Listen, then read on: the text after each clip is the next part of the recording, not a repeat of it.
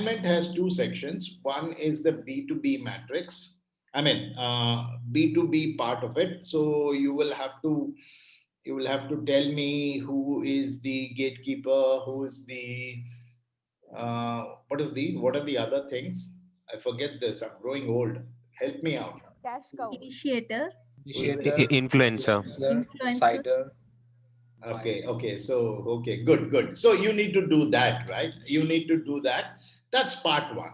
And also you will tell me that what am I going to do as Shiju Soman or Nina as the head of Jaga Soya or whatever the other company is.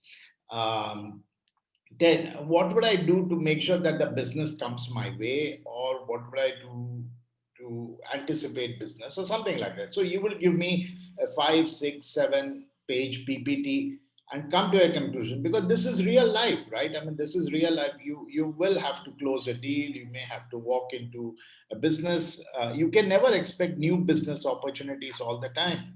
You have to step on somebody's toes, and hopefully if I complete the pricing module today, we will talk about why there's a book called Art of War. And the Art of War is a book about war, actually, and war in business.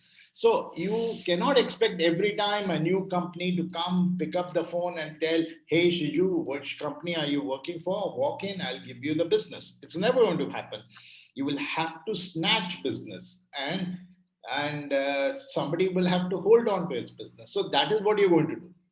But in BCG, I gave you five companies or four companies. Okay, I also went on an overspin.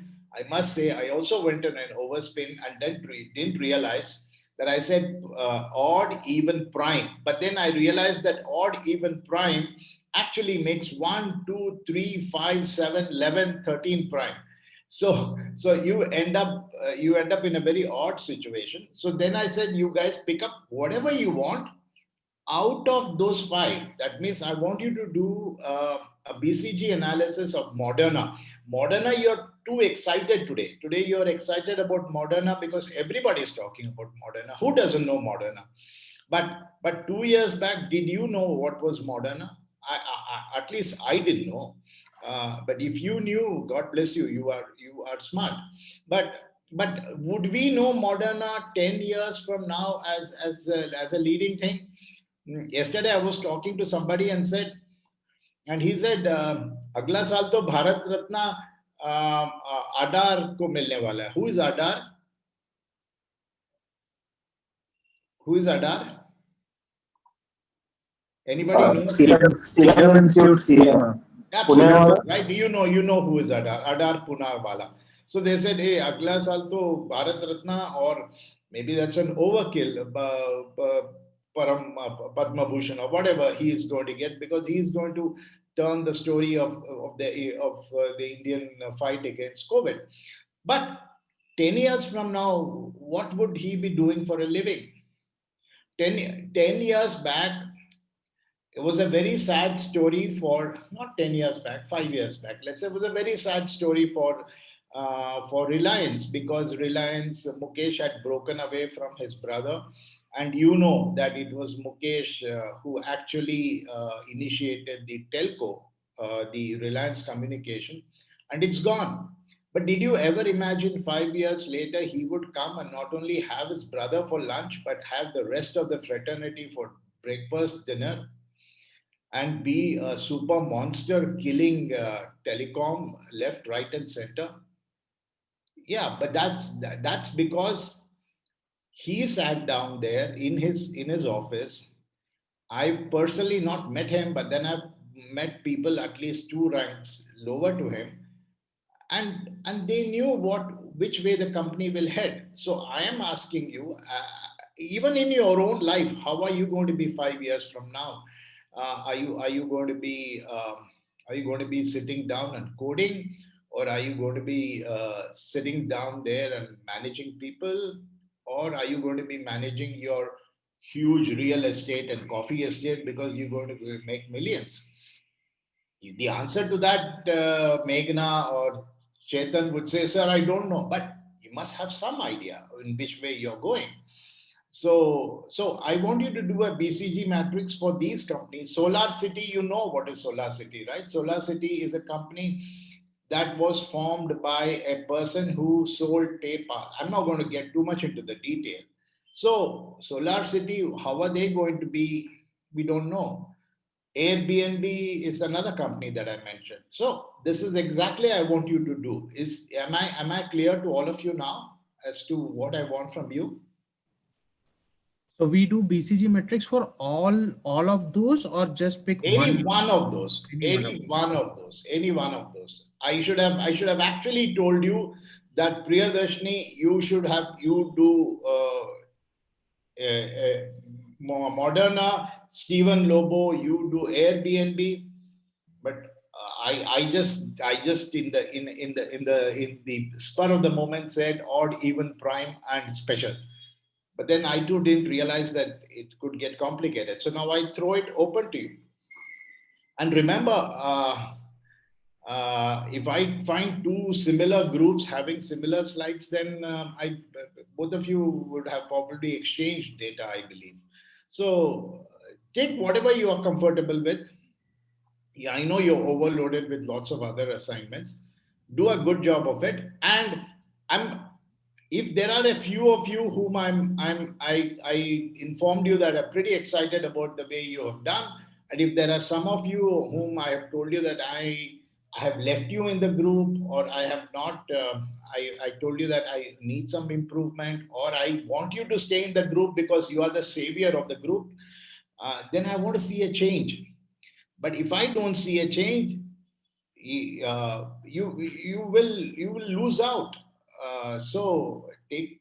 I want, especially for a select of you, I need the change. I need the change. So I will monitor you very well, at least during my term. Is that okay? I'm maybe sounding a little tough, but that's not what I intend to be. I'm just maybe not using the right words. Okay, done. Yeah, thank you. Professor, yes, sorry, Professor. Last question, Professor. So earlier we were in, for example, earlier I was part of group 5. Okay. Now, Now you're in a different group. yes, yes. So I'm supposed to do that entire assignment with the new group, which I was. No. You will contribute for all of you for the B2B. Stay with the group. That's a six page, 7 page, 8 page PPT presentation. Stay with the group and produce it. But you, I don't know, you are part, you and Priyadarshini and Meghna are probably a team. I'm just throwing out names. Three of you do the B2B matrix so that so you do only that part of it separately. So you're telling that so we should be participating in both the groups. Absolutely. You have to do both the assignments. No, yeah. Only thing is for the second assignment, I have asked you to do it separately. Right, Professor. Thank you. Yeah, possibly in your case, I strongly believe that you're too good. And it's maybe your team which is holding you back. And if I give you the freedom, you might actually come out better. So that's the reason why I want to see Pratap. Pratap is overshadowed by others. So let me give Pratap a freedom to do it, so something with a smaller group. Okay. Understand. Done. Okay, are we done? We have to start our classes, right? So everything, but most importantly, some of you have done so well, but made a mess of your own lives. You haven't uploaded. May I know why? Why haven't you uploaded your documents? And the last date is over. I cannot give you marks. Some of you have not got marks. Is there somebody who's not got marks? Can he raise his hand or mention or shout out? At least I know 32 of you haven't got your marks. So you can't tell me that there are nobody there. At least I see names here who haven't got marks. It's just because you haven't done that simple act of uploading it to the LMS. If you don't upload to the LMS, you've done a great presentation, you've been part of the group, I've even appreciated your work, but I'm not giving you marks. अब क्या करेगा बोलो? What is the answer for that?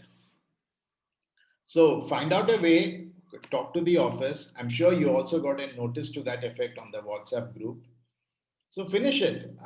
If it's a PPT, all of you are sharing the same PPT. Ask if you don't have the PPT, ask your group member to give you the PPT and upload it. As simple as that. It's not a hard task. Okay.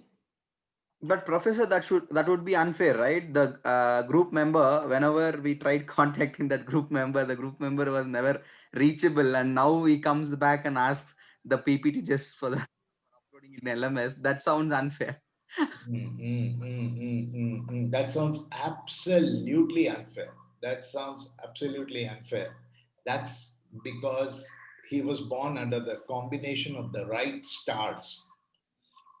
But he won't be unfair all the time, right? So now listen, okay, now who said that?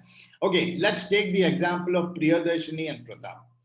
Same group. I'll be nicer to Priyadarshini, I'll be tough on Pratap. So Pratap refuses to pick up his phone. Pratap just doesn't do any work. He's just sitting around and doing nothing. So, but Priyadarshini and the team of Nina and everybody else have done a brilliant presentation. So, what did I say? That your presentation is going to give you that many number of marks as a group. Then, how does Pratap speak? What is Pratap's body language? Now, when I go there, I don't even have Pratap speaking in that group. So now, 0 marks for Pratap on that segment. Now, still I am a professor. So what do? I go back and look at Google Forms 1, Google Forms 2, Google Forms 3, and I pick up some stuff there. Okay, oh, very blunt response. Nothing unique about the way Pratap has been putting up, even in Google 1, 2, 3. That means that there's nothing that he's excitingly contributing. That's when I cannot do much. I might just give him that generic mark. So by default, even your group member who has not contributed will obviously get lower marks because he's not in the PPT making a presentation. But there could be Priyadarshini who's also not contributed anything, but she walks in at the last moment and makes a roaring pitch in front of the Zoom camera. Well, she is qualified. She just knows how to do her job better. It's as simple as that, right? Agree? Yes. Yeah. Okay. So let's get on with it. We are almost, what time is it? We spent 20 minutes. 21 minutes is quite a bit. Okay. Good. For those of you who have not, please complete your uploading it, and then we'll start off. Okay. New share. New share was this share. So there were some of you who commented like you wanted to buy a Mac, but it was too highly priced, high-end product, not affordable at all. Then there was somebody who said who wanted to buy a dishwasher, but rejected it because the price was very high. And somebody else said that there was a running offer, so you purchased it, you got some additional voucher discounts, so you bought it. Who was the guy? Yeah, this one. Yanjarappa said that he wanted to buy a car for 5 lakhs. But when he looked at the Hyundai Sports Venture, liked it, but couldn't afford it, but then bought a car which was within the budget of 10 lakhs or whatever that budget was. Okay. So we have quite a few of you. The products of iPhone are too costly and hence you rejected buying, but you may still want to buy. iPhone is a very good mobile, but the cost is high. So lots of initial thoughts. But let's get on with our subject. Let's get on with our subject, which is share screen and done. Okay. Your where are we? We are here. Now, can you please complete this? What's on 1, what's on 2, what's on 3, what's on 4, 5, 6, 7, 8, 9, 10, 11. Whose mic's open, make it noisy, we'll manage it later. But So this is Orunavu. So first one will be planning. first one is planning. Yes. Anybody wants to? No, so first one is business Product. objective. Product. First one is Number Product. one is business objective. okay. Second, Hello, Professor. Price. Can I take a chance? This is Marvin. go. You Okay, the top override anybody and talk. number 1 is the mission statement. Hmm. Number 2 would be objectives. Hmm. 3 would be SWOT analysis. Okay, hang on. Now let's go to somebody else. One would be vision, second would be mission, third would be objectives. Okay, more or less in good order. But somebody else, can you take a shot at 4? He almost gave out 4, but would you want to? Who wants to do 4? Target metrics, Marketing objectives and summary. Okay, and 4 is what? market strategy, Oh, this is market strategy. And okay, what is 5, 6, 7, 8? product price, promotion, place. Yes. Okay, 4 P's. this is what it is, right? Yes. Is what it is. I remember telling you, put it in your head, get it in your head, get this in your head. And I hope some of you have it. Fair enough. Good. So we discussed what I have in my next slide. Let's see. Maybe I have something. The journey so far. What have we done so far? We talked about the vision statement. We talked about the mission. We talked about SWOT analysis. And then we went to 4 P's. We didn't do manufacturing because manufacturing is not a P, which is a part of the, I mean, some extent we do give inputs from a marketing side on how the product should be manufactured and things like that. Promotion, we did a little bit on STP. STP is promotion. You don't want to shout about your product to a wrong set of people, or you want to know which is the set of people you want to talk to. Place, we will spend a little bit discussing on place as you go into term 2 or 3 or sometime later on. A place will become more important. You will start discussing about place. Place will become distribution. Distribution will have supply chain management, and then that might be another line of conversation, of course. Price, as you can see, it seems to be the most important, but maybe it's not very important. We don't know. So we'll spend some time today talking about price.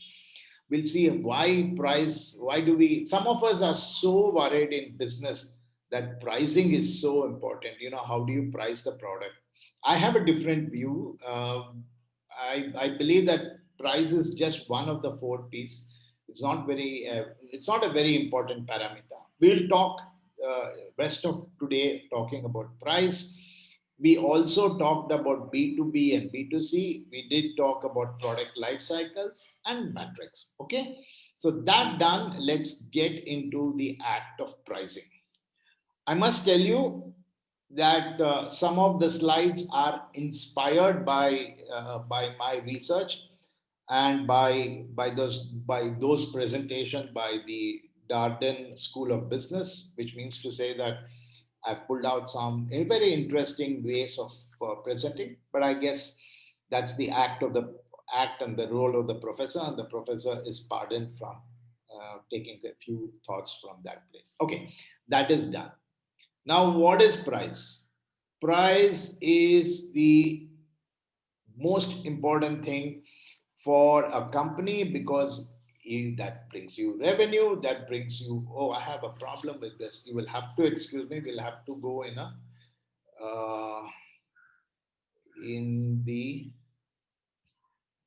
this mode because it has got a timer. Okay, can you see it? Right, okay, you can see it, I assume. Okay, Yes, so price is most important to us, and all of you all of you have commented on the price being a cost for something. Sir, I found it costly. I didn't buy the Mac. I was expecting, there wasn't a single case. There wasn't a single case in your list wherein you said, I bought the product but was higher priced. So are you assuming that I will never buy a product just because it's higher price? We'll think about it. There are many a times where you and I have bought it because it is higher priced. We'll understand why higher pricing is also important, and we discussed that in the very first class when we said higher the price of an Apple product, we actually end up buying it. But we'll understand. What we'll do in today's class is we'll try to understand the psyche of the buyer, and we'll understand how the psyche of the buyer influences the entire buying side process, and what is it that you as the company or the seller or the one who is providing the services have to look at when price is being discussed. So there you go, price. I want to make any company, all companies want to make the highest amount of profits. But the question is, if that's the only motive for you to survive, then you have a different role to play. But we'll also look at how price starts affecting us. This is a small definition of what price is. I just want you to note that when I share these slides with you, there are some notes which are down there, sourced from these places. So you might also want to read the notes when they are shared with you. I think I have uploaded till the last session on the LMS, but if I have not, I'll do that later today. Then we all know what is revenue. We all know what is profit. We all hope that profit is positive, which means that we make more. At the end of the day, there's something which is left in our pocket after manufacturing, after all the various advertising, manpower, taxes, and everything that we do. I'm sure you're all now familiar with the word EBITDA, right? What would EBITDA stands for? Earnings before income. Earnings before Income tax. and Earning before income tax and amortization. and Amortization. but there is a D, no? Depreciation and amortization. Absolutely. So you really have to look at that. That said, we'll also try to understand what is I'm not going to stick to all slides. So some slides, revenue is defined by the unit price, by the number of sold, and whatever is left after that is profit. Okay. Now, what are going to influence your price? The reason why your pricing changes. Pricing changes, it's absolutely fine. Pricing changes all the time. I was just trying to give another example, but I'll stick on to it a little bit later. Hershey's versus Mars. Have you heard of Hershey's? They are the largest, or they are the biggest manufacturers of what? Kisses. Chocolates, right? Kisses and chocolates. Okay. And Mars is also a manufacturer of chocolates. Now, both of them, actually, maybe if I have some time tomorrow in the next class, I'll bring up that case study. So what actually happened was that the Hershey have what is called a 5 cent they have what is called a 5 cent 5 cent chocolate bar. Now, what is that chocolate bar? It's pure chocolate packed and sold at 5 cents in the US. There's an equivalent of that by Mars. Which is it's called the peanut bar. Now, the peanut bar has chocolate, has peanut, and both of them are around the same thing. Now look at the look at the way world goes around. The price of cocoa is the basic raw material which goes into the manufacturing of chocolates, and cocoa is seasonal, just like coffee is seasonal. Some year you could have a good yield of cocoa, and some year you could have a bad yield of cocoa. But look at the Hershey's problem. The Hershey's problem was that they they did not have anything to play around with the pricing. So what they would do is, when the price of the cocoa went up, they would actually either thin the chocolate or they would reduce the size of the chocolate. But they would still stick around the 5 cent pricing. And 5 cent is almost like, I don't know, very basic, 10 paisa ka mithai kind of a pricing in the US. But for Mars, there are greater variability, because one is that they have chocolate, they also have peanut.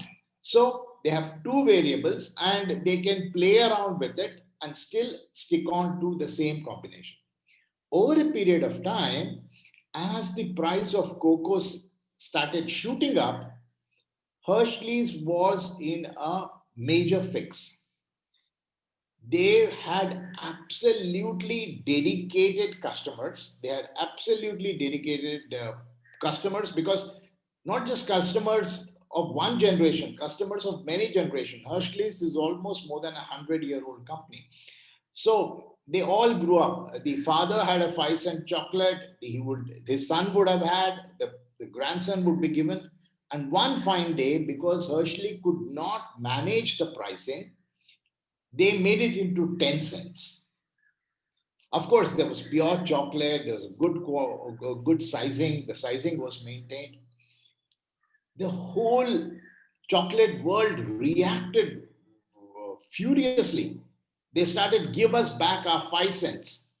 So it totally backfired on Hershey, that absolutely loyal customers felt that Hershey is cheating them, that by increasing the price of a chocolate from 5 cents, because there was a romantic movements of my childhood that I would associate it, like I'm sure all of us would once in a while, whenever we go and have that kadle mitai or whatever that stuff is, immediately we are thrown back to our college days or school days where we would buy it. So those same feelings, and they lost out on very loyal customers, and Mars started zooming up, and Hershey had a real big problem. So the problem is that pricing gets to be sometimes a very sensitive story. Okay, let me though not intended, let me complete the Hershey and the Mars story. So the thing was going around, and Hershey was in a very bad shape. They were just not able to come back after this disaster. Uh, this is based on a book called Emperors of Chocolate. Yeah, this is based on a book called Emperors of Chocolate, where you do a case study about. Maybe you can find out the name of the author. Okay, Emperors of Chocolate. So finally, what happens? Hershey is just not able to compete with Mars, and over some time,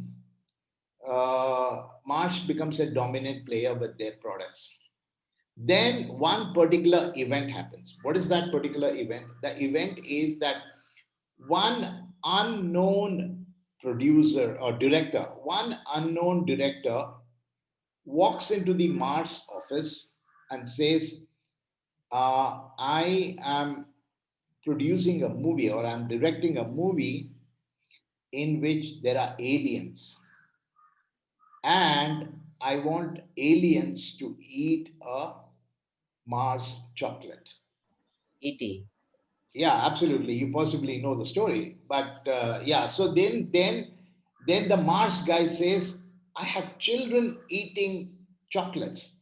The children will get scared if they see aliens eating chocolate. I'm sorry, we are not interested in this business." Now, Hershey would have just then acquired a new peanut-based company, and they say no risk. Let's go ahead and give it a shot.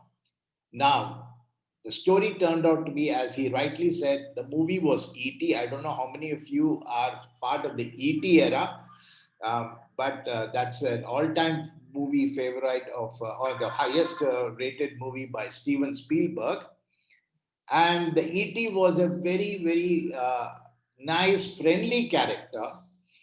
And overnight, the whole world of US chocolates moved away from Mars to this new peanut bar sensation towards Hershey.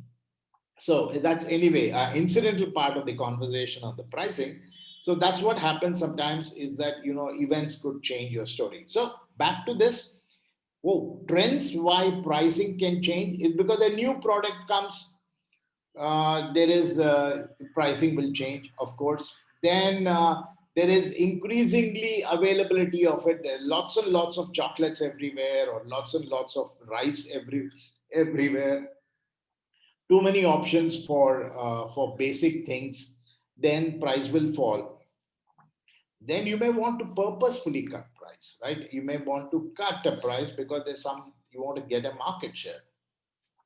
And we all know the fourth option is a general decline in consumer confidence after terrorist attack. Now, technically, I chose to keep it as terrorist attack, but we could have also replaced it by a pandemic. So now you know what is happening. Do whatever you want. I'm not going to take the train. Do whatever you want. I'm not going to fly. I would rather drive all the way to Mumbai, but I'm not going to get in the flight. So nothing, even if you offer me free, it's not going to work. So some things that could affect your price. So that's one thought that we will stick on. The second thing on pricing is that, why do you want to do pricing? What is the basic motive of pricing? I have a product which costs me 100 rupees. What should I do? How should I price it? Should I price it at 150? Should I price it at 110? Should I price it at 105? What is the reasoning? One is, I want to make maximum amount of money, and hence I will price it with an only objective of profit. Yes, I want to make money, money, money. If I can sell it at 200, I'll sell it. If I can sell it at 130, good enough. I'm making 30% margin. I'm going to stick on it. So that's profit oriented pricing objective. The second objective is that I want to sell more. I want to sell more. I am in the business of manufacturing. I see a bottle here. So I'm in the business of manufacturing bottles. I want to sell 100 bottles. I want to sell 100,000 bottles. I want to sell 1,000,000 bottles. Doesn't matter. Keep the pricing just above the thin wafer margin so that I can sell more. That's my other motive. And we all happens, right? If you have an excess yield of a product, then it's sales oriented pricing. If you're the only guy, it's going to be profit oriented pricing. The third is status quo. What is happening to me is that I was leading a good life, everything was fine. I would decide between profit oriented pricing and sales oriented pricing. And now this guy, Shiju and Gopal, they come up with some products, and they are eating into my market. What do?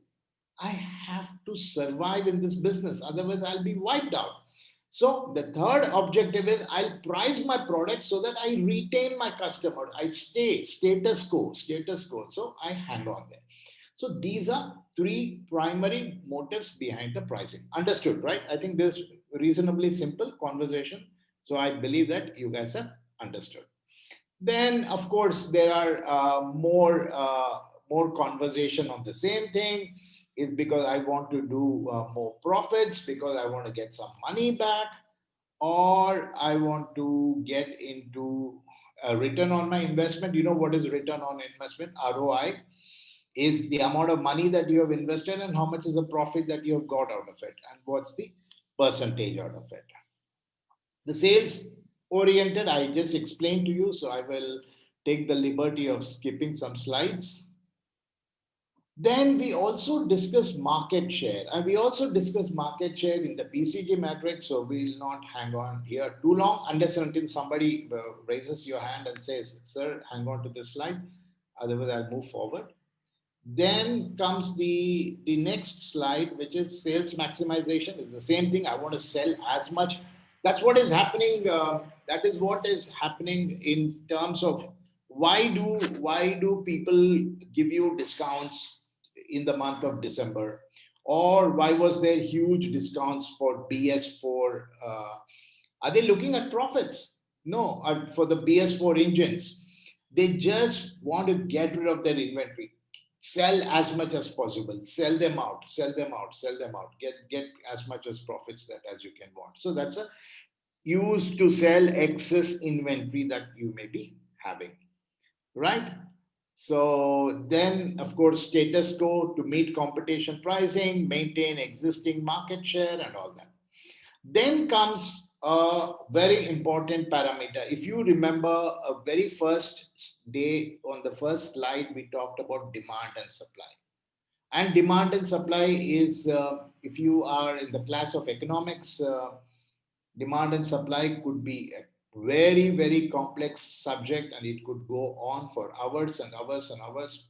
I'm giving you a stripped down version of demand and supply only to get to the topic of pricing. You know what is demand? If there are people wanting a particular product, that is called demand. That may exist in plenty, then there is plenty of supply for that. When there is a demand, people want to supply. There is always a mismatch of the curve. There was a period of time, I just read an article in the newspaper. I was about to say in the Economic Times, and then ask you guys, are you reading the ET? But then that would be repeating the same thing. So I did not. But then the point was that we've noticed a drop in the sale of masks and sanitizers. There was an article which said that. So as you would now notice, I see some messages on the chat which I've not seen. ET in a classroom. Adam Smith. Okay, good. So I'm so sorry that I've not been seeing your messages. I would have a screen full of stuff here, but fair enough. Okay. So that is demand and supply. Now let's look at the demand and supply curve. This is a demand curve. What is this? And please understand that if you don't understand this slide and the next slide, you could rather well walk out of the classroom, because the rest of it is not going to be meaningful to you. So take some time out, very simple slides, but you need to understand the crux of the conversation. It means the following is that when the price of a particular product falls, the demand for that particular product rises, right? Absolutely. There's nothing complicated in this curve at all. It means that this is the customer's view of it. This is a consumer's view of it. He wants the pricing to come down so that he can buy more. Absolutely, the demand curve. But look at the supply curve instead. What does the supply curve say? Why would I get into the business of manufacturing masks in the month of January 2021 when, even though there is a huge demand for it, but there is a pricing that is not exciting for us? So as the price increases, there are more and more people getting into the business to manufacture a product. Look at the fundamental difference between the two slides. The one slide says that as price falls, more and more people buy. But when the price is falling, why would I want to get into that business at all? There are no profits. There are no excitement in that business. Why would I want to get into that business of falling curve of the pricing? So The other thing that you would notice is that as price increases, more and more people are getting into it. More and more people are getting into it. Initially, N95 masks costed 150 rupees. So huge number of people, everybody got into manufacturing N95 products. Then the government came and said, huge demand for N95 masks. There is going to be a ban on it. You will have to price it at 49 rupees. 30% of the new entrants into the business of N95 walked out of it because that's not their primary reason. They're here because they could make money. They're not here because the market demanded it. They're here because there is a market which is willing to pay a higher price. Now, if you've understood these two curves, then you will arrive at what is called a equilibrium status. That is when normal business goes along in a situation. It normally used to this kind of a pricing where the manufacturer is also happy with the quantity of demand and the people demanding it are also happy with the pricing that's coming. So are you guys fine with these two curves that we can move forward? Yes, Professor. Okay. Yes, sir. Fine. Yes. Now, yes, somebody's asking me anything? Okay. Now I want to move into a slight deviation of conversation. And I want you to understand, because there were two slides here, I put this slide here to get your thought process here. But remember, this is a very, very important concept. Among everything that pricing can do, pricing is used to kill competition. Now, how does pricing is used to kill competition? I'll try explaining this on a graph here. Assuming that, what are these? They say tablets or mobiles or whatever they are. We'll stick to mobiles, maybe. Okay. Assuming that Samsung is selling a particular mobile, and we'll assume that all mobiles are same. We'll make some basic assumptions. Is that Samsung is selling the mobile for $100. Now, Samsung didn't come into business yesterday. Samsung has been in the business for a very, very long time. What have they done? They've gained by experience. They have gained by the knowledge of how to effectively get to a lower cost price, which means that they are negotiating hard with their suppliers. They do just-in-time technology. They do minimal waste. They do efficient distribution. And hence, what do? Is that their cost is $80 and they are selling it at $100. Perfect. No conversation, $20 they are making out of every mobile that comes in. Now, this B and A, company B and A, company B could be Micromax, and company A could be Lava, and just some examples. So company B and A, they see that, array, Samsung, because they were all possibly ex-employees of Samsung, they say Samsung is making pure $20 on every phone that they sell. Why don't we get into this business? Why don't we get into the business? So what does they do? Both Lava and Micromax, they get into the business of manufacturing phones. They also sell it at $100 because nobody would buy it at $101 also. So they also sell it at $100.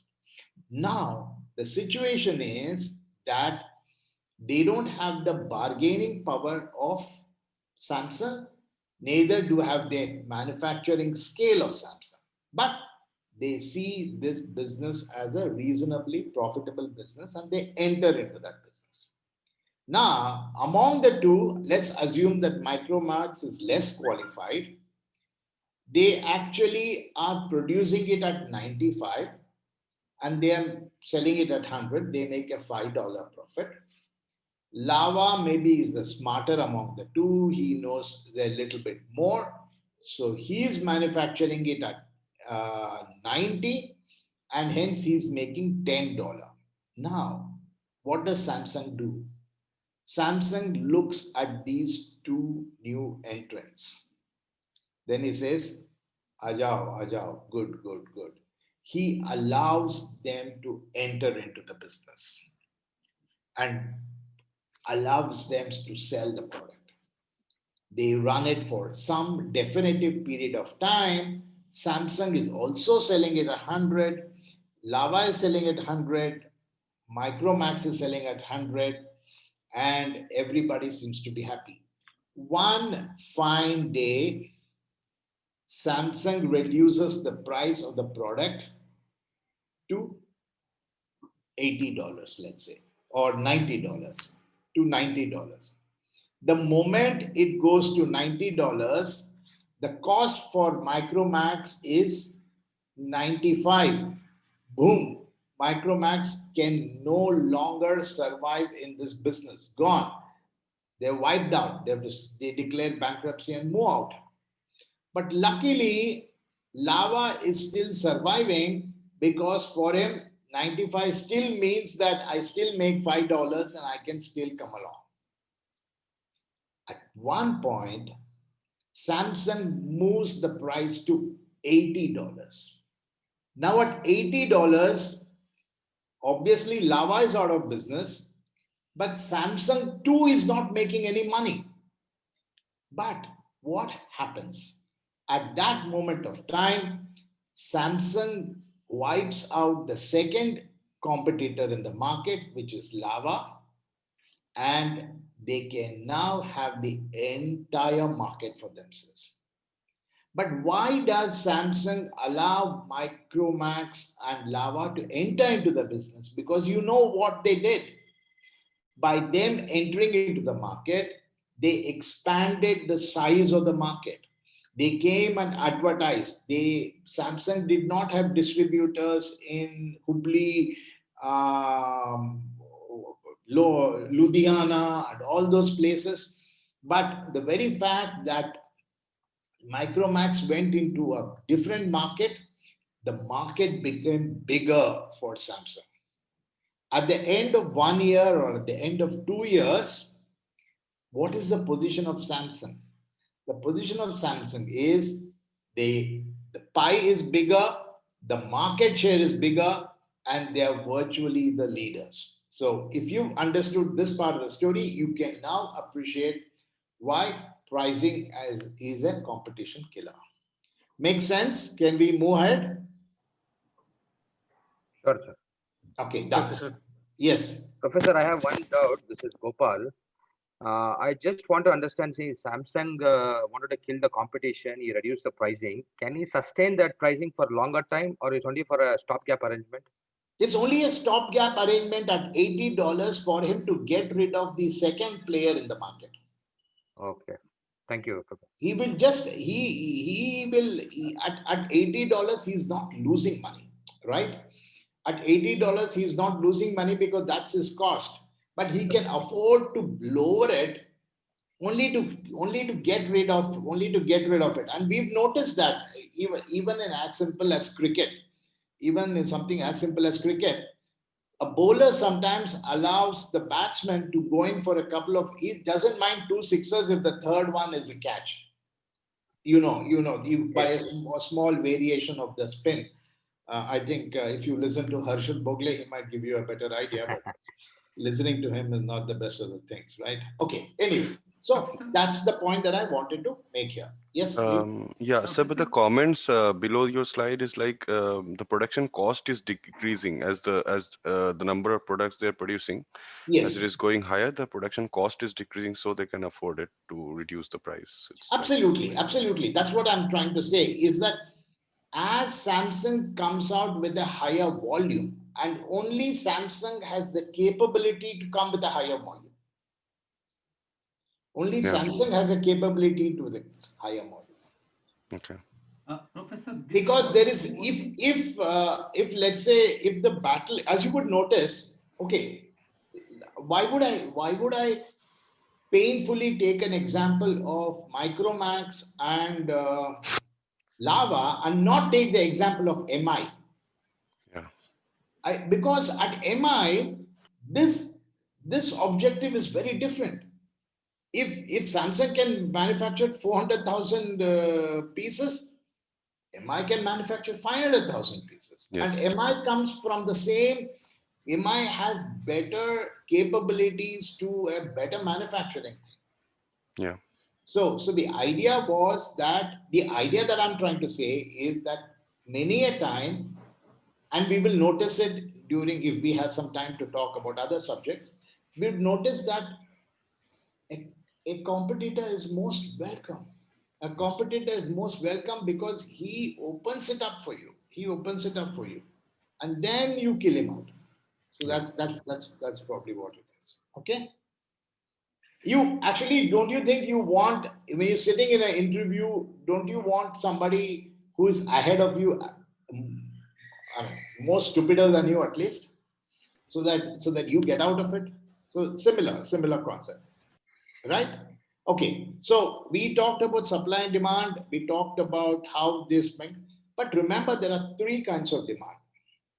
Elasticity of demand, which means that when the price increases, customer will buy less. When the price decreases, customer will buy more. Typical example of that could be Wi-Fi. If there is, if the price of Wi-Fi falls, really nowadays, even Wi-Fi is so much of an assumption.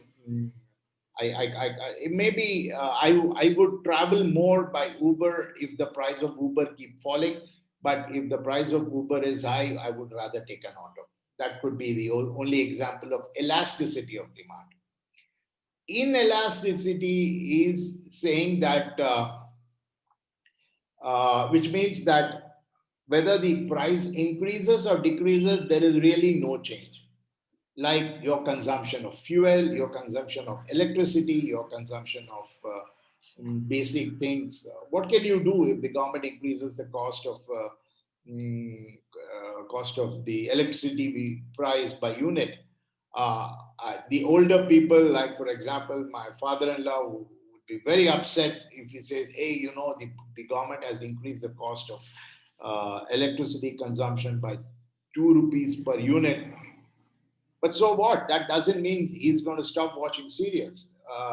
It's inelastic in nature. So you and I wouldn't care about it because we have neither a say nor we have to adjust our lives to it. And that's exactly the problem. That's exactly the reason why the government of India, when you notice that the price of fuel collapsed to under zero, right? I mean, that's a hypothetical situation, of course. When the price of crude oil went to an all-time low, there was no change in pricing of fuel in India. The reason was, and we'll again come to discuss that in another angle later on in the day, is that it doesn't matter whether it's 90 rupees, you may grumble every time you fill up the fuel, but you will forget it 30 seconds later. Is that life has to go on, so you may have to pay a little bit more and go on. Unilaterally of demand is that the increase in sales or offset is on the revenue remains unchanged, which means that it balances out the variation. As the pricing increases, the revenue part of it's adjusted across so that you still are only making that much of money, irrespective of whether the quantity of sale has gone up or not. We'll probably further understand by this kind of a pricing. All of us are very familiar with this graph, which gives you an idea of how pricing is. And remember, we are discussing all of pricing today. Just to get you to some thought process, we have a few slides, but then we'll get into greater depth so far. So when is the best time to make the best of the money? The best time to make the best of the money is probably at the maturity stage where everybody is trying to come to you. I believe that Netflix is now at a position where they can make, they can afford to ask you more money. But 6 months down, Netflix cannot raise the prices because of the fact that one is that I will find alternate modes of entertaining myself. Movie theaters may open up. I might have the freedom to go and meet people or go and watch theater. But today I have no other option but to look at Netflix. So Netflix is right now in a position where they are on the maturity phase. And if 6 months from now, if Netflix introduces a new original series, I don't think you and I are going to be discussing as much as we would discuss. What's the movie on the president on Netflix? What is that movie? You guys not much on Netflix. There was a movie about the president series, no, White House or whatever it was called. House of Cards. House of Cards. House of Cards or The Crown, but no longer is that a discussion in your office rooms. So that said, let's now try to understand the pricing part of it. Okay, is there a 2:30? Yeah, we've still time. Okay. Now look at pricing. How do I price a product?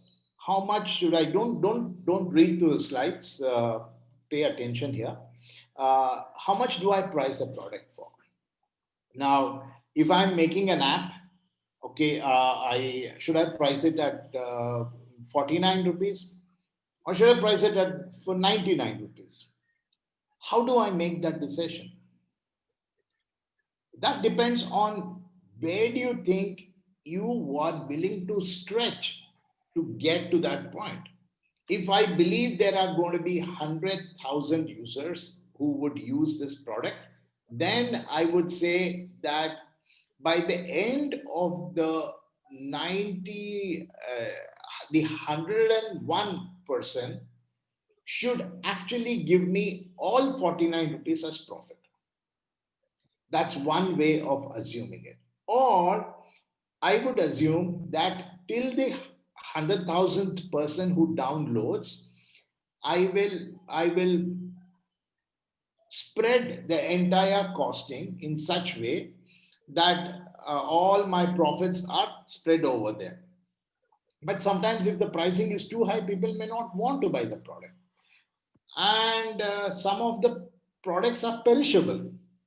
For example, in the business that I come from, we are in the business of satellite services. Now, satellite services are very unique things. They're very, very unique in the way that it costs anywhere between 120 to 130 if you are smart to $150 million to build and launch a satellite, put them in air with all insurance and all that, put them in the sky. It's about a $200 million project. And the moment it's gone off the shelf and launched out, the clock is ticking. It has a life of 15 years. It has a life of 15 years. At the end of the 15th year, whatever fuel is left in the satellite is used to send it to the death orbit. You ask it to fire itself to go up or high in the sky and then go what is actually called the graveyard orbit. So go there. So now look at my problem is that I have to make all the money that I have invested in a satellite and I have only 15 years to do that. Now, if I am greedy and I want to make sure that I make maximum money by asking you in the very first year, then you might find my pricing too expensive and you may not come to me. Now, at the end of the 8th year or 9th year, if I give you a discount, you would say, oh, that's because your satellite is dying. And after 5 years, 6 years, your satellite would not exist. So hence you're giving me a cheaper price. And why would I come to you? Now, if I give it cheap at the very first year, all my 15 years becomes cheap and I will never make the money. So it's a very, very complex business, as complex as fish, selling of fish. The pricing of fish is so unique in most of the Japanese malls is that the moment it comes in, it has a price. Every hour, the price of that fish keeps falling down. And beyond a point, it's actually the fish is rotting. So who would want to buy it? So there's a very, very complex thing about pricing is how do you get it and still be profitable? So there are a lot of things that for you to read, how do you do it, and what is the right point? We'll try to spend some time looking at what pricing does. Pricing has to, or the mechanism of pricing, more clearly, the mechanism of pricing has three components. What are they? They are the economics of the pricing, they are the customer's thought of pricing, and they are the competitor's thought. Assuming that there were no competitors, you can price it left, right, and center. The customer has, he has to come to me, and that's a different. But then the moment the competitor comes in, customer has choice. Now, pampering a customer can sometimes be very dangerous because when the customer gets choice, there's no loyalty, and when there's no loyalty, you have no joy of pricing the product. So let's look at it. So in the economics part of it, we have what is called cost for the customer. We talk about margin that I want to make. And then there is the supply demand curve. We don't know what is happening. There is also the micro and macro economics of it. Maybe this is not the best year for me to increase the prices. Lots of people have chosen not to increase the prices of the products because they believe that if I increase it even marginally, the customer may get disappointed. If you are in the business, even with your B2B customers, the idea is all of us wanted to give an 8% increase to our products.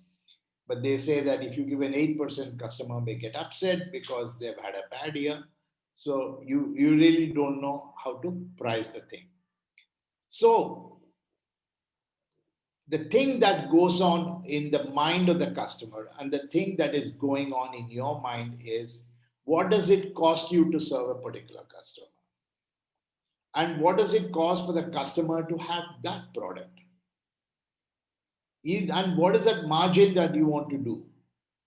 And obviously you are in, in my greetings to you all, I said that managers have to look at ethos, pathos, and logos, is because if you don't have emotion in business, you can't do, you expect discounting. You expect customer to ask you a discount and you must give it because that's how business develops. So these are the economic part of the business. The customer pricing is, what does the customer value it? I might give you a product which I have no value for it. I say, Ramesh, listen to me. The iPhone charger is going free. Listen, $99 rupees for an original iPhone charger is not going to excite me because I don't have an iPhone. So however exciting the price of the product may be, if it doesn't mean sense to me, why would I want it at the very first place? Then willingness to pay is a very specific point. We'll discuss about it as we move forward. And again, we talked about it. What if you are offering, I don't know, what if you're offering a product which men are not interested or women are interested, and then you give this similar offer to men, we're not going to be interested about it. So similarly, we'll talk into what happens on that point. Third is again the competitor. The moment the competitor walks in, entire business is the customer has choice. They say, if not you, I'll go somewhere else. Then you need to decide, yes, I am willing to let go some of my customers there, but I cannot afford to let go all my customers there. Once the customer has an alternative choice, you have to look at many other things, dynamics. What is it that they are doing? What is the alternate that you give them? So these are things that we will talk about. And all of them, all these three things merge into what is called price elasticity, price discrimination, and game theory. Game theory is actually art of playing with your competition and how you start uh, fighting out your competition in what is called the art of war. What is the time now? Do you want to? We still go on for another 15 minutes and take a break at 3 o'clock. Make sense? Yes, Yes, Professor. Professor. One yes, please. Okay, good. Are you following me? Am I making sense to you? One more yes, please, from somebody. Yes, Or a no, of course. It Yes, doesn't- Professor. Yes, Professor. doesn't have to be an S. Okay. Okay. So this is for you to read and you will know. Now look at this. Look at this particular slide. Now I'm going to pick out some names or maybe you can look at it. This is your typical breakfast. This is your typical breakfast. Why would you choose a particular place? Let's get some thoughts on it. Why would you want to go? What are the parameters for you to choose a place for breakfast? Give me some Taste, quality, price. quality, Value for money. price. Taste. What else? Value Taste. for money. Taste. The ambience, cleanness. environment. Remember, I Hygiene. need you to differentiate between your breakfast and fine dining. Quantity, Your sir. breakfast and fine dining. And I'll create a situation for you. Breakfast is something that you have every day. You're staying in a PG, or you're upset with your wife, and your wife has said no cooking for you breakfast for 6 months. So you need to eat out. So now tell me, there is a difference between this and this. Now, for this, what are your considerations? First is the price, Mhm. quantity, and Quantity, quality. quality. And my favorite dish. Where do you stay, Abhinandan? Banshankari, second stage. Oh, Banshankari second stage. Actually, in Banaswadi, they give you 2 dosas in the price of 1. The quality is fabulous and very, very cheap. Why don't you go there? There is Very a far. Tasa Tindi. There is a Tasa Tindi in ninth No, block. no. Why would you not go there, Abhinand? Proximity. I think. Okay, so now give me another reason why you would look at this. So right now, you are not excited about price, right? Convenient. Correct. So the parameter that you are looking here is convenience. And as long as 2 idli, 1 vada is, you're mentally made up your mind. Vignesh says 70 rupees से कम नहीं होना चाहिए मेरा breakfast. Now he will be saying, oh, how much? He says 60, he closes his eyes and pays. He says 70, he'll still pay. At 80, he might get a little bit worried, but then he's willing to forego certain parameters for the fact that there's a mental definition of the price being a secondary parameter compared to every other parameter. You eat dosa every day. For a man who is eating dosa every day, it's not necessarily taste, it's convenience, quick service, and things like that we are looking at. Okay, understood? Point number one. We'll come back and look at it. What about this? What about fine dining restaurant in Delhi? Or let's say I picked up this photograph, but what are you looking at? Location and ambience, the first thing. Location and ambience. Then what happens? Are you going there every day, Spandan? No. Definitely. No, So you're not location. going every day. So you're only going once Locations. in a while. Unless, yeah, once in a while. So what are you looking at? Service. Yeah, you ambience. said location, you said ambience, absolutely fine. Absolutely fine. What else? The service provided. The service provided. Okay, now let's look at one more, somebody else to pull the leg, right? I mean, we need legs to be pulled. We have Srimati. Let's pull out Srimati. So Srimati finally goes there, and then the bill comes. She takes two of her friends, Anita and Adil, and she thought, let me celebrate New Year to 2021. She goes there. She's made some mental observation. अरे 4,000 के नीचे आ जाएगा bill. But then the moment she goes there, and I tell you, it's my personal experience. I can even move out from Srimati to mention some other name.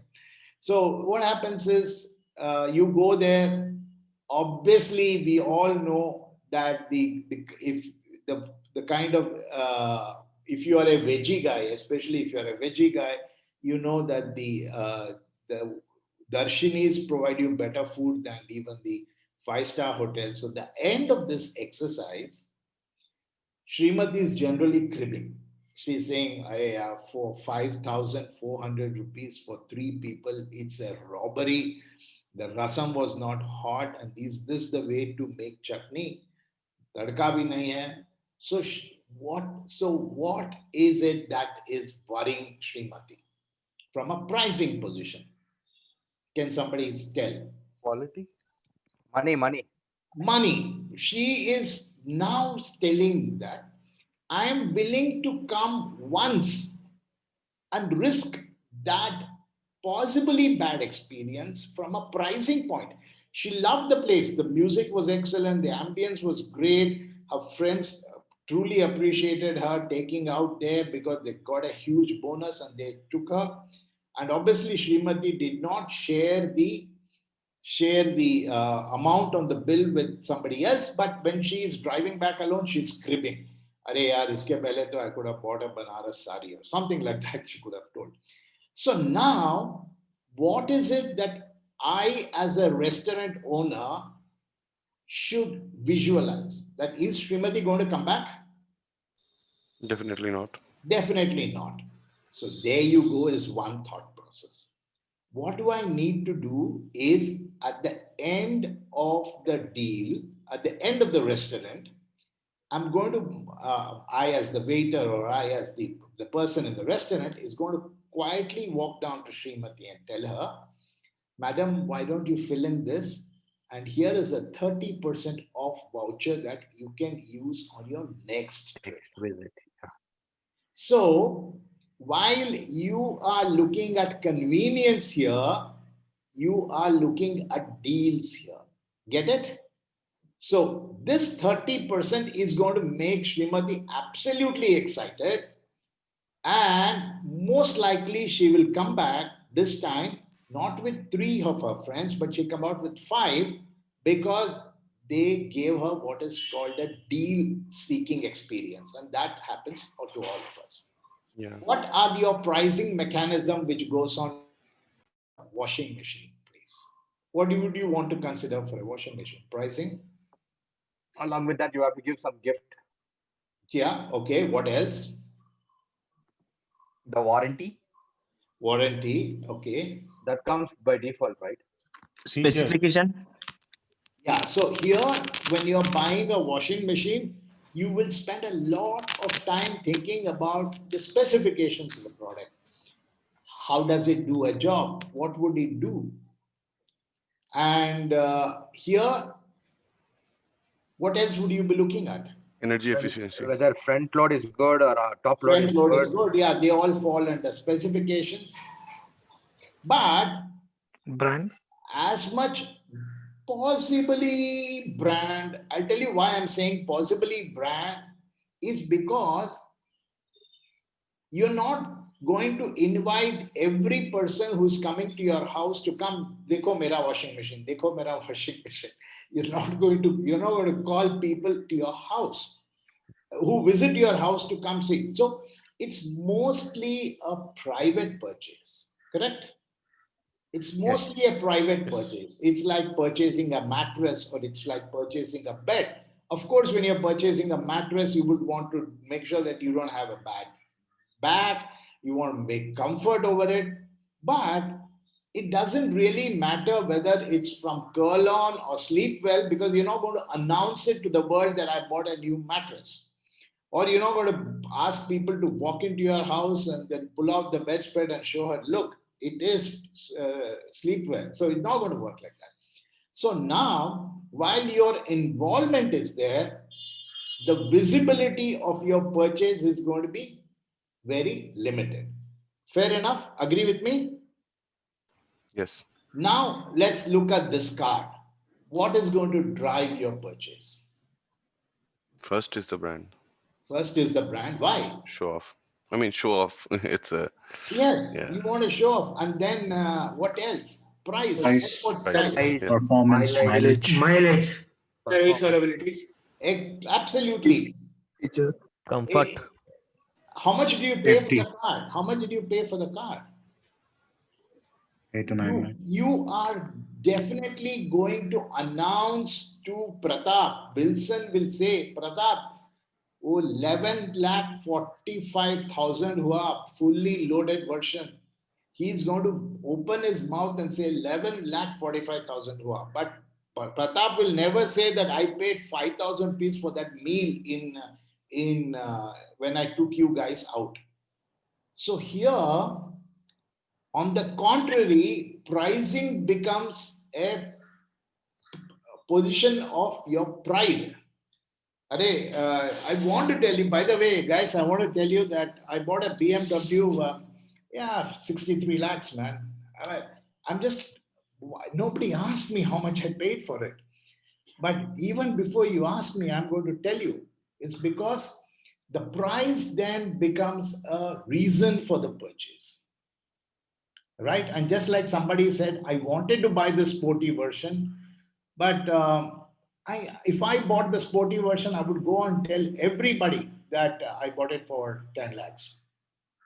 Right? Or if you bought a second-hand car, you would say, I have a car, but you will actually tell the new cost of the car. But then when they ask you, you might say that I have a second-hand car. So this is what I am spending for 35 minutes to tell you this, is that customer decision process has two parameters, involvement and visibility. In the purchase of a breakfast, low involvement. Are you going to bother too much? Chalo yaar, kahin nazdik pe jate hain, breakfast khate hain. Visibility, it doesn't matter if you're seen having food by any restaurant, but it's a thing. So price, there is a threshold. You're not going to be sensitive of pricing. Pricing takes a setback to convenience. So that is it. But for the visibility, your involvement is going to be low. You're not going to bother too much. Should I go here or there? But I just want to go to a nice place for breakfast. For a fine dinner. But what are you seeking? You want pricing is important for a repeat purchase. Do you get my point? And you are seeking deal. I believe I should take a break now. And let's take a break for how many minutes? 10 minutes, and we come back and complete the class? Yes. Or do you want to have any questions till this point? And then we take a break, whatever. Break, Professor. We'll take a break. We'll pause for 10 minutes and join back. Sure, Professor. So we are down to the last class. Next week or next time when we meet up would be our last class. What we'll do in the last class is, of course, we'll do a bit of, it depends on how much more we'll spend on this subject. So there are 2 classes before the exams, right? This is class number 5. Correct? Yeah. Yes. Actually, January has like 3 odd numbered weeks. So maybe. No, what I meant was we have 6 classes. Okay. Yeah. We have 6 classes, and this is, if I'm right, this is class number 5. And then we have class number 6, and then we are done. You are free birds. And possibly, I don't know, when are your exams planned up? I have no idea. 6th Feb onwards. 6th Feb onwards. Okay. Okay. Good. Makes sense, right?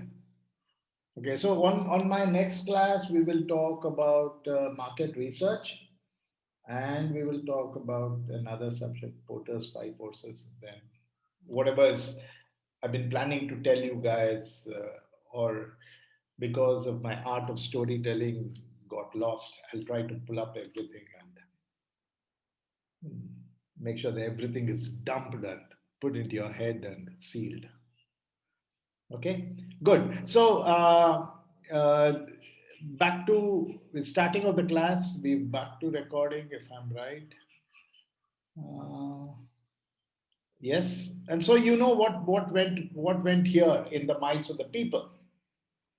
We tried to characterize them in this particular matrix. And if you've understood the matrix, it's good for you because in some way questions might come around this kind of an understanding.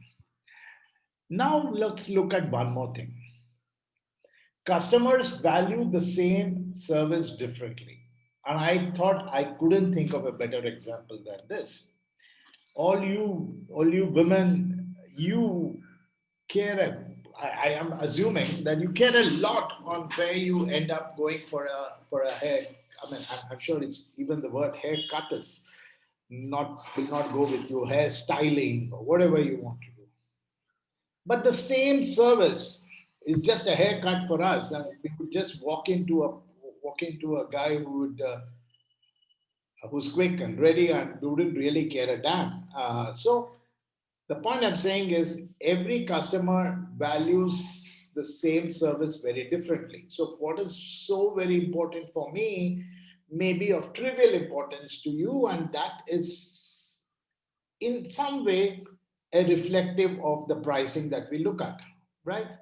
So if I don't mind if I have the bar, the hair salon near my place who charges me 100 rupees, I'd rather go there. I don't really care on how it is, it's just chopping of hair. So for you, it's a different matter. So that then brings up to a very important point of the conversation, which is the willingness to pay. Now, what is willingness to pay? Willingness to pay is what you think is the price up to which you are going, and beyond which it's a no deal. If I look at some of your answers to it, you said, sir, I wanted to buy a sporty, but that's it. It's beyond my will. I'm willing to go beyond the i10 primary model. Okay, I wanted that, but I just said, okay, another 2 lakhs, 3 lakhs, I'm willing to pay, but 7 lakhs above, no, it's over. I'm not going to buy it. So a willingness to pay is a very important parameter for two reasons. One is that the customer will not buy your product because you have priced it slightly or much above the pricing. And second is that if you price it much below the threshold, then you're leaving too much on the table. What does that mean? Assuming that I am the newest manufacturers of laptops, as the example is, and I price my product at 60,000 rupees. And I notice that nobody's buying my product. The reason is everybody likes my product, but they are saying, you are way above, you're way above, you're way above. Sorry, sir, we cannot buy your product, you're way above. We like your product, we're way above. We like your product, we're. But nobody is telling me way above what? Is it 60 that you think you want to pay? Nobody's going to come and tell me that, right? If people were to tell us that, then it would be a very different world in marketing, where people would know exactly the price that the customer is willing to pay. So we don't know, unfortunately, in this world, we don't know how much is the customer willing to pay. But all the customers telling you, hey man, you are too high, you are too high, you are too high. At 60, I'm no way going to buy it. At 60, I'm no way going to buy it. Now, in your fear factor that you will not be able to sell the product at 60, and you don't know what is the mental psyche or the mental limit that the customer has, boom, you bring it down to 45. Yes, at 45, sale done. Gopal comes, Gopal buys, Sumit buys, Spandan buys, everybody buys, and they go home smiling. Now, no seller wants the customer to go home smiling. They want both of us to go home smiling, right? That's a win-win situation. Now, what has happened is, by reducing the price of the product to 45, you have actually brought the price of the product much below the willingness to pay, which means that if you had actually priced the product as 49,500, Gopal and Spandan would have bought it, but they would not have bought it at 51,000. Now, at 49,500, you've actually hit the limit, that limit. But at 45,000, you are actually leaving 5,000 rupees in the pocket of the customer who had planned 50,000 rupees. And that you never want to do it, right? You never want to do it. You want to get the maximum out of what the customer is. So a willingness to pay is that threshold that everybody is constantly seeking, Now, how does that happen? And how do we encounter a willingness to pay? We'll pick up some other name, maybe. We have some more names down the list, Neha and Martin, possibly. What happens is they go and buy a lot in Amazon, and their cart is full. Now their cart is full, but they abandon the cart. Why did they abandon the cart? They abandoned the cart because the pricing of the product is above their willingness to pay. That is when you might even get a message, and that's a very tricky thing that happened with, not with Amazon, but with one other company, that they noticed, I forgot the name of the company, is it Best Buy or somebody? They noticed that a lot of people were abandoning their carts. You know the meaning of abandoning the cart, right? Which means that they are adding products on the online to the cart, leaving it. They noticed that people were abandoning the carts, which means that they like the product, they want the product, but something is wrong at the final stage. Obviously, it's the price. So what happened was, some smart guy said that why don't we communicate to the customer that you wanted to buy this particular shirt or something and you abandoned it. By the way, there's a 20% discount running on that shirt that would be what you would be hopefully waiting for. And in reality, it turned out that much of those abandoned carts turned out to be converted into sale because you were addressing that peculiar or specific problem that you were above the threshold. While that part of the story is good and worked out nice, as I said, a human being is a very, very complex machine. Now, when this news started spreading in, a lot of people purposefully abandoned on the cart because they said that why would I want to buy it at $14.99 Because if I abandon the cart, Amazon is going to send me, or if not Amazon, somebody else is going to send me a mail saying that, hey, listen, your $14.99 is now at $12.99.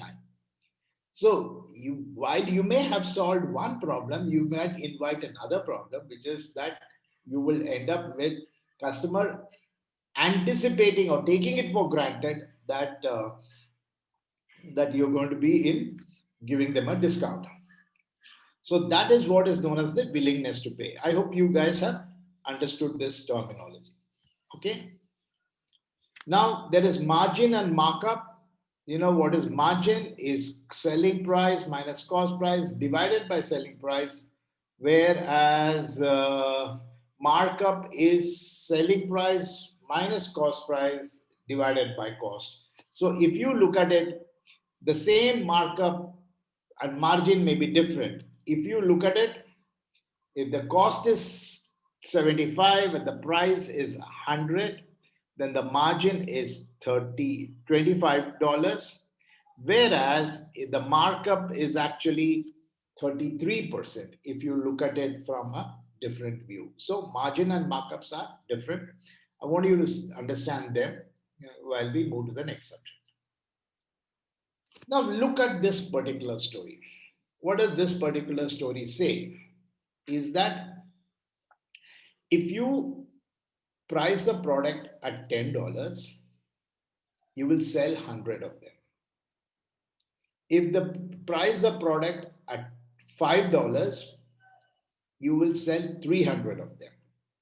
You price the product at $2, you're going to sell them at 1,000 numbers. Obviously, you jump to the conclusion, say, sir, price it at 2 because you're going to make 1,000. While that may be true, you must also look at it saying that there is what is called the crux point, which is further explained in this slide, is that the cost of production is $1 and the price is 10. You sell 100, you obviously make $90. But if you sell it at 1,000, you make $1 per every sale and you make $1,000. Brilliant. But look at this unique positioning in between. If you position it at $5, but only sell 300, and remember not that you're not selling 1,000, you're only selling 300, you are actually making $1,200 in terms of profit. So many a time, the pricing to quantity schedule gives you an indication of how to price your product and how to be satisfied with the lower sale, because that will then give you a higher margin. So I hope you guys are following up this part of the conversation as well. Are you with me? Yes. Yeah, fair enough. Okay. Now, so same thing, I'm going to keep telling you all the time. It's going to be written in there. Now, this probably stuck here for the wrong reason, but we'll come back to these 3 slides later. We'll come back to all these 4 slides later. Next is price discrimination. What is price discrimination?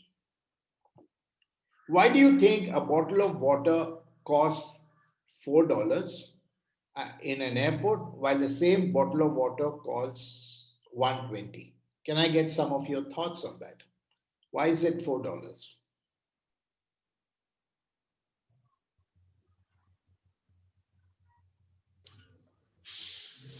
Because the rental in the airport. Real estate cost. What is that? Go ahead. Go ahead. The rental cost in the airport is on a higher side. The rental cost in the airport is on a higher side. He has to pay more money to, yes, okay, and hence he believes he deserves to be paid more. Okay. And the cost of transportation of the goods also matters. Yes. That's the second factor. Second factor. Lack of option for the consumer. Lack of option for the consumer. Absolutely. If not here, where will you go? You can't even, you have checked in, you're inside the airport, you can't do that. So that is one primary parameter. Okay. So obviously, so price discrimination is different from product discrimination. That is, product would two different products, pollution in the airport, pollution in the, if we priced is cheap. Yeah, oh, I don't know what you're trying to say, Srinivasan, maybe a few more lines. Yeah. So the point is that price sometimes comes at the customer appreciating your higher price value. Is that you have no other place to go, it's a bottle of water here. Whereas if the grocery is there are too many options. I can go to the next one. Due to security, they can't buy personal bottles. So you're forced to buy. Absolutely. You're forced to buy. You don't have a choice. That's why they always said that whenever you go to, I mean, it's been a long time since we got into a flight, but you would always carry a bottle with a very small quantity of water, which the airport security would allow you, and then you would fill it up later on. Anyway, that is now forgotten techniques of a frequent traveler. So price discrimination is based on what is the value base. How much does the customer believes that there is value to the product that you're giving? And what is the next possible availability for such a service? And many a time there are no options. There's only one outlet that you will have to go and buy, or all of them have joined together to give you the same cost of bottle of water. And okay, which then brings up to a question which I assume that you guys may be able to answer. At one time, bottled water or bottled branded water, the government said that you cannot charge above MRP, which means that you kept a bottle of Bisleri on a fine dine restaurant to the one that Srimati went and paid 5,000 rupees. The bottle of water on the table was 20 rupees. They had to charge them 20 rupees. They couldn't charge them more. That was the government initiative. So what did the restaurants do? My question. They changed the MRP. They changed the MRP rate. They came up with their own. But they cannot change the RP rate. Bisleri is Bisleri. How can you change it? Yeah, I think they came up with their own brand, like a They lot have of the luxury The tax. hotel brand, like Luxury advertisement. tax. So there you go. So that's exactly the answer that you, perfect, good answers, is that they created their own brand. They may have been no other brand that existed.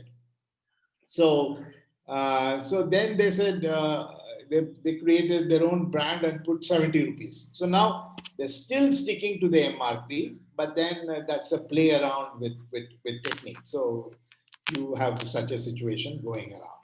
Okay. So that said, let's look at this. So now we've traveled a long way on pricing. Let's look at from where we have come. We've tried to understand pricing. We looked at three parameters, which we said is pricing. Then we looked at what goes on in the psyche of the consumer. Then we said no two consumers are similar. Then we noticed that the consumer has a threshold. The consumer has a threshold that he is willing to pay. And then we assumed that as a seller, it's not always quantity that matters, because there is some kind of a positioning where you may be selling low, but you might actually be making more money. That said, and then we also talked about, there are auction mechanisms, we'll come to that later, but we actually got here, is that, look at this.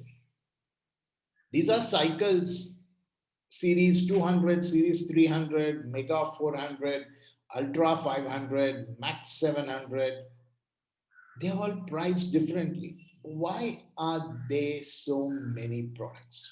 My question is, why are there so many products? Each cycle comes with a different features.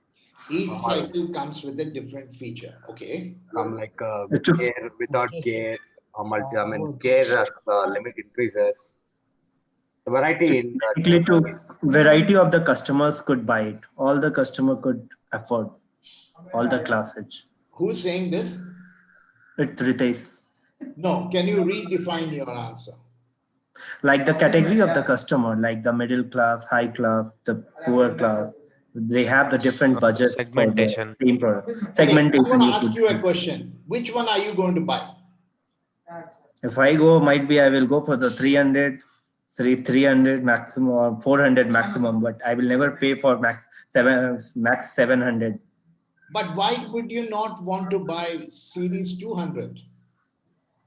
It's all about the how much profit I want to invest. Exactly. So now can you now redefine?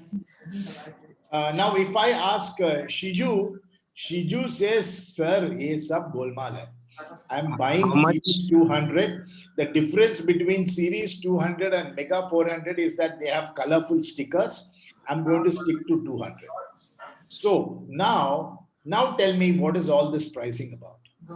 So different purpose, Professor, like general use, racing. Professor, I think we can relate this to that the coffee day example, what you mentioned earlier.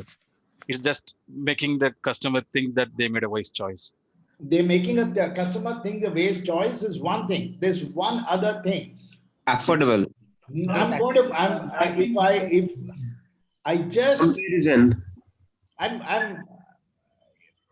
You were all sleeping when I said something 3 minutes back. It starts with Willingness to pay. WIP. What is WIP? Social Willingness status. Willingness to pay. Exactly. This guy said, sir, I will take mega 400. Abhi mega 400 lene wale ko, why would I tell him that, sorry, I have only one series of 1250? So the point is, you're all right. You're all right. Just because I'm a professor, I have the unique distinction of knowing all the answers. Other than that, I have no other qualification to be any different from you. So yes, very true. All your answers are perfectly right. But what we are trying to do is to structure your answers. That means that every person's willingness to pay is different. Every person's willingness to pay is different. I don't know what is your willingness to pay. I think that Bhargav wants under 1,500, and hence I have 1,250 as a model. But if Pratap walks in, he says, hey man, cheap cycles, yeah, not even worth it. They're nothing to give. You know, a cycle should cost 5,000 rupees. Now, you ask Pratap or Bhargav, what is a 5,000 rupees? He will describe every characteristics of a 1,250 rupees cycle. But it's because of his mental frame that I think a cycle should cost 5,000. So why would I not, as BSA or what is that? What is the other big company? Bitwin, right? Born to Win. Why would I not give him option? So the reason why you have product ranges, the reason why you have a series of products, the reason why LG has 32 different varieties of televisions, each marginally different from the other, is because each one has his own willingness to pay.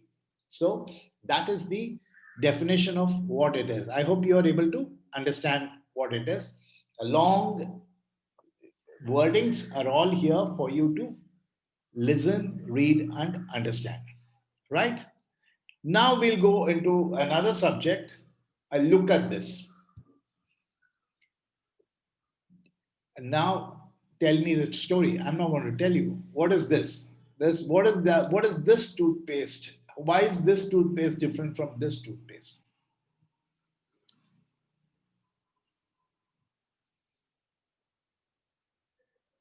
Silence. Quantity looks. Both are two different companies. The quantity. No, forget that two different companies. We are not bothered about that. Yeah. The quantity of the paste inside looks same, but then one is filled in bigger. Okay. Yeah. Yanjurappa, let's stick on to there is hardly any paste left here. Okay. And this is a toothpaste completely loaded, right? 100% utility. No, wait. Let me now create a scene for you. Yeah. Tomorrow morning when you get up and you see this toothpaste, what would you do? And tomorrow morning when you get up and you see this toothpaste, what do you do? Yeah, I like to work out a bit hard and I take the old used one because I need to bring it to the front and then ensure that may be one thing, but more than that, what would you do? You'll plan to buy a new one. No. The thing No, about you will doing follow the same processor. When you try to take out the paste, the binding you will do again, and you will like in the same way you will do for the first. Still not getting my point. Let's see if I can get somebody else. We just lost power. I'll consume less, Professor. I'll put Where? less paste Here. first. I think you'll And the here? feel factor will be different. Here I'll put more paste. Absolutely. Isn't that true? It's because आधा paste में चला लेंगे काम. Isn't it? Obviously, that's a fact of life. Yeah, whereas I see a brand new toothpaste, man, let me double coat my brush on it. That's human nature. True. Now you tell me, if you have understood this, what is this then? Why is anybody giving you buy 3 get 1? More usage. Usage is more. And I get 3 extra, 2 extra. I get 2 extra if I whatever. I get 2 extra or 3 extra, whatever that is, or 1 extra, something like that. Yeah. Okay, the point is, this is again the psyche of pricing. It's again the psyche of pricing. Is because if you and the example that is always quoted is, if there's probably a line for that. Example that is always quoted is the ketchup.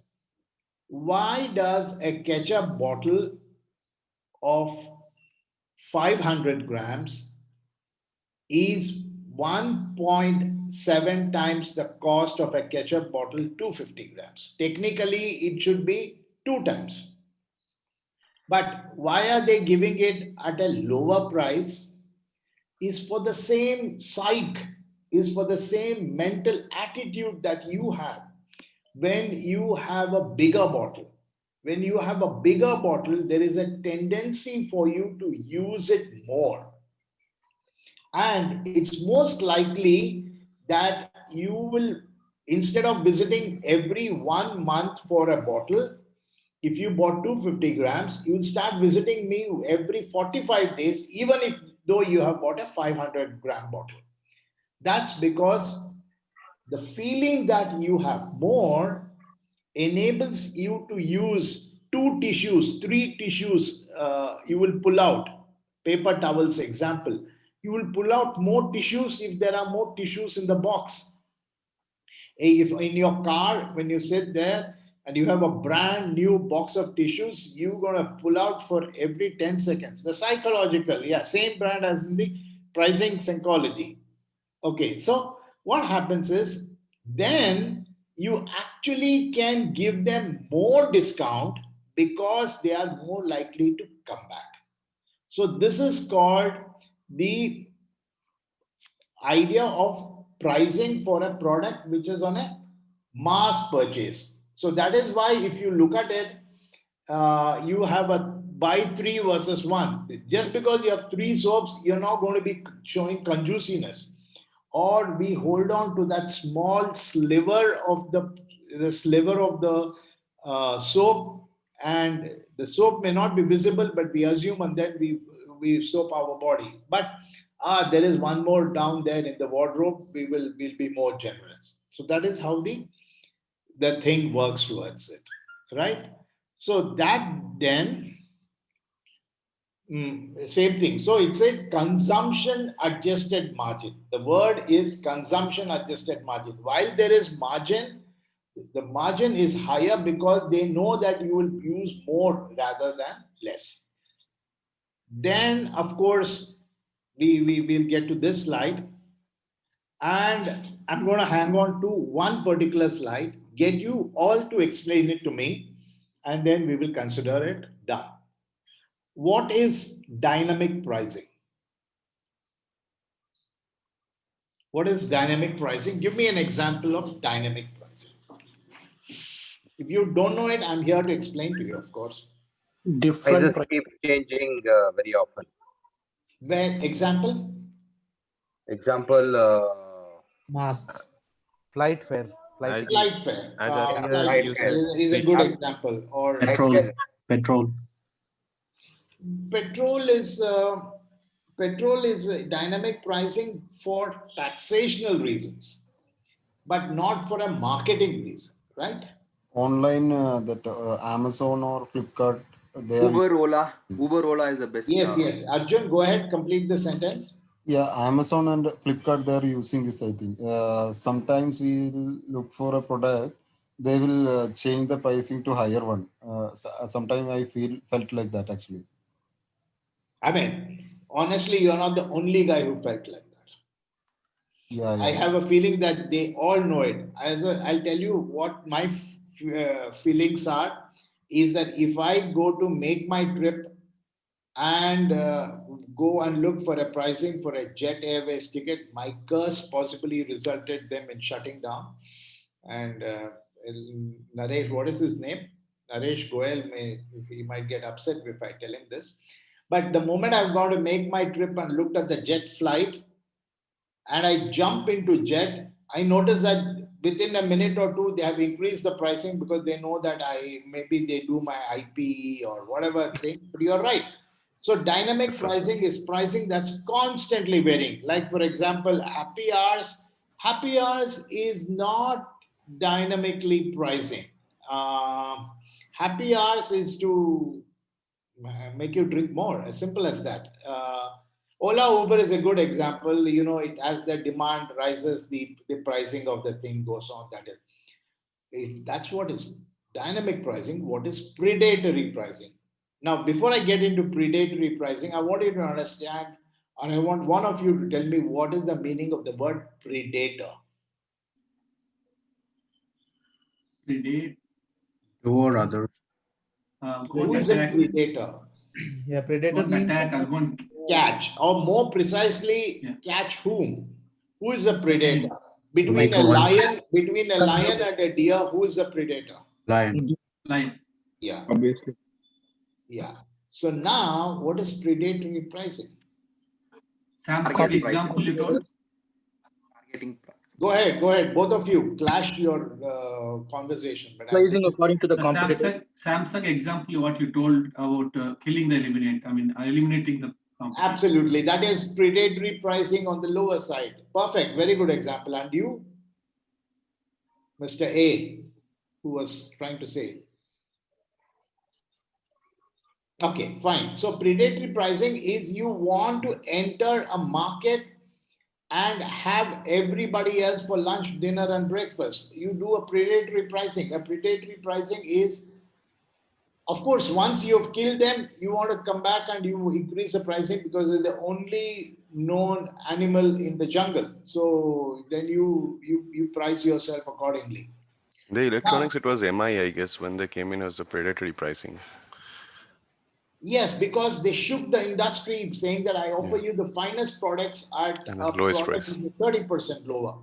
Yeah. And then over a period of time, you see that the price between Samsung and MI is not very different because they got into a market. They were able to wipe out some other brands. I can't think of brands. Maybe they wiped out LG. Maybe they wiped out Motorola. one other Motorola they wiped out. Yeah. One company from somewhere else. Sony Ericsson. Sony, yeah. They became only the 1-2 players in the market. And now, even in the TV market, they are like doing that currently. Brilliant example. They are coming up and trying to kill giants. They're coming to and trying to kill giants who are sitting and enjoying the comforts. Absolutely. Yeah, I mean, Philips and these people, Panasonic, they are like facing huge competition from MI, I guess. Yes, yes.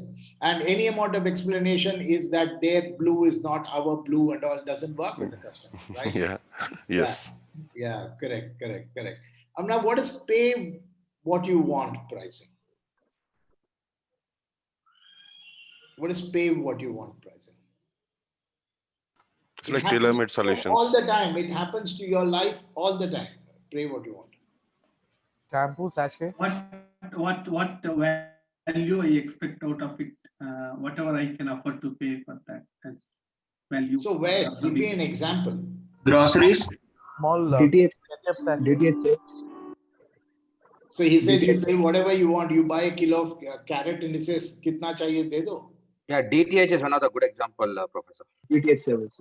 No, DTH is pay what you use. Pay what you want. The example that I Sir, just want. the Hyundai car, what I want basically in the whatever in my budget, whatever I buy is that. Maybe that is the one. But I'll give you. Suppose if I go to. See, what happens is, let's assume that let me give you an example, and then we will discuss more examples. Let's say you have an electrical problem at home. And then you call the electrician. The electrician comes and then he spends some time. Obviously, he has got a skill set that you don't have. All of us may be qualified engineers, but we don't have the skill set of an electrician. So we call him and then he does a job and then say, how much should I give you? So he said, Sab, jo dena hai de do. Now, what is happening here is that pay what you want to pay is that the decision on pricing of a service. This is the only example where the seller is pushing the decision to the buyer. You understand the situation. Predatory pricing is still with the seller. Dynamic pricing is still with the pricer. Price skimming is still with the pricer. Psychological pricing is still with the pricer. But pay what you want to pay, whatever you want to pay, how much ever you want to pay, is that the decision on to price a service is not with the person who provided the service, but with the person who used the service. Now let's assume that you gave him $500 for that electrical job. Okay, yes, the professor, the seller leaves the pricing decision to the customer. Oh, yeah, exactly.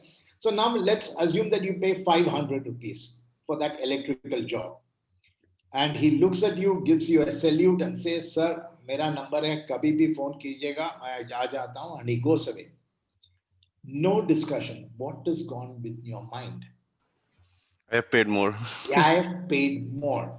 So now the psychological decision of how to price that product has now been left with you. Now, in such a model, it is being noticed, unless and until you are a man without a heart, you generally tend to be more generous when a service for which you don't understand.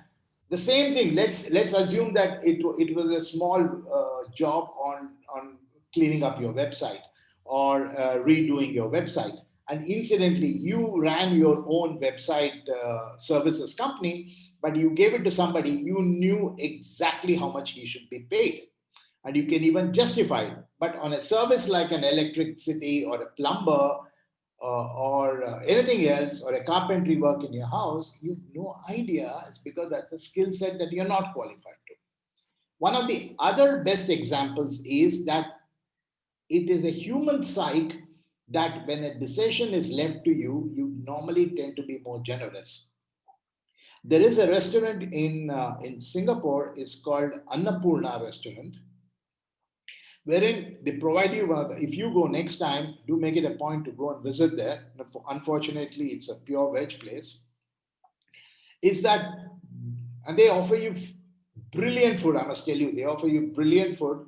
The only thing is they don't price the food. So you walk in there, the ambience is good, it makes you very nice, you eat a jolly good meal, and then they say you just drop whatever you want on the box out there. And of course, there could be a couple of rogues who may just drop a shilling and walk away. But mostly, you and I may actually be giving a little bit more than what it is. So this is what a pay what you want to service. Now, what is freemium? What is freemium as a service pricing? How many of you know freemium as a Wi-Fi at airport? Wi-Fi at airport? How would you do it? I mean, because for the whatever the services I mean for the flight ticket I have paid, so this comes as free. But there's a free mium also, no? What the mium stand for? Might be premium. Yeah. So it's a word combination of free and premium. So where does that come up? The Shell Oil company, when I go to Shell Oil petrol bunk, they have separate Shell engine oil, which is they say premium, double than the normal engine oil. So maybe that they say it goes for 1 year and they give a lot of explanation. But I think that is the kind of premium product compared to normal. That is standard fuel, premium fuel. Premium is like Vistara, I guess. Now what they're doing is premium, I guess. No. That is this. Don't get confused with premium pricing. Okay. Premium pricing is Okay. I'll throw in Netflix free. I'll give you a wine in the flight. But that's not premium is, and you know it. It's just that you and I are tired. At what time is it? You pay extra for premium and you get something free. Some premium. Just like Ola Premium, Professor, you just get. No. Wrong. You pay extra for, say that. A premium service, and because of which, and then you get some extra free features along with it. Almost there. So like it's like paying extra. What's your biggest problem? Let me ask you a question. What's your biggest problem with YouTube today? Ads. So why don't you pay? Yeah. You pay extra to get those ads away, and so premium they get a free price. Yeah, so you still enjoy the services. I'm not holding you back from enjoying the services, but I will. You may have to watch a movie for 10 seconds, or ad for 30 seconds, or I might give you. I don't know how many of you do that, but one of my biggest problems in life from the day I became a professor is to convert PDF to PPT. Because I find a lot of stuff interesting that I want to use for teaching. And I will download all these things from 101 places. They are all in PDF. Now I have to convert them to PPT, and I look for small PDFs, tiny PDF, and they know me by my email address. They know me by my IP or whatever. And if there are 30 slides, they'll only do 25 and then say, you've reached limit. If you take a service, then we will do the thing. So free is that some features of the service is open for everybody. But if you are like me, if you use Evernote, you would notice that some Evernote features are free, but other Evernote features you have to pay for it. And once you start enjoying the free features, you wish you had a premium feature and you end up buying it. So that is what is maybe LinkedIn is a good example. LinkedIn. Wink Music app. Music apps. With this Wink Music app, also they have, if we want special songs or something, they'll say monthly 1,000 rupees premium. Absolutely. Amazon Prime account, they were giving free, right? So you understood. So now you understood freemium. You have pages that follow this slide 61 to 69 or 67, I don't know. They'll tell you each of them nicer way for you to explain in the exam or when asked a question. What is bundled pricing? Bundle pricing is, for Several example, products in one buying a service. crackers. Buying a crackers, for example, you're buying some 10 different crackers. If you buy it separately, you'll get at some X pricing. If you bundle and together, if you buy all the 10 products, you get some lesser discount. Might be holiday packages. McD food. What is that? McD? McD, yeah. Combos. Combos. Yes, the KFC buckets, like you save, big saver, super saver, something like that. You will, if you pay that set, if you buy the same individual products, it will cost you like 1,000 rupees. If you buy that together, it is like 800, something like that. Why are they Reliance Digital? Why are they doing even Reliance Digital also? Maybe they take the brands from different people and sell it. Maybe, I don't know. You have to explain to me what is bundle. In Amazon also, they're selling the phone, and along with the phone, they're selling the cover as well as the headphones. So if you buy 3 together, they're selling in a lower price. What? Why? Why? So that they can sell those products also along with the phone. Yes. They can sell those products along with the phone also. They can sell something which you don't need initially. Yes, which sir. They may to make you spend more, obviously point number one. And in a non-Amazon world, you know what is the cost of a refrigerator, and you know what is the cost of a stabilizer for the refrigerator, but you bundle them together and give them a pricing, so he doesn't know what is the individual pricing breakup. So many a time, what you do is, and it happens in mostly in a B2B situation, is that you tell them, sir, you are looking for, we provide you this service, this service, this service, all of them put together will give you a pricing. So the customer doesn't know how the pricing is split up. The customer sees plenty full of services, and you only know that how you're managing some of your best product sales, you're also some of your bad product sales. For example, assuming that Kellogg's recently introduced a product. What is Kellogg's recent product? Kellogg's Upma. I don't know if you noticed that Kellogg's came out with the Upma, ready to make Upma. Yeah, recently you had explained to us. Yes. So now Kellogg's is going to bundle the price, the Upma with the oats, because one is they want you to experience the Upma. Second is, if the Upma sales are not going along, they want to get rid of it also. So many a time, when you do not want to define your individual pricing, you would go ahead with the bundle pricing. Now, what is psychological pricing? We have to complete all of them. Psychological pricing.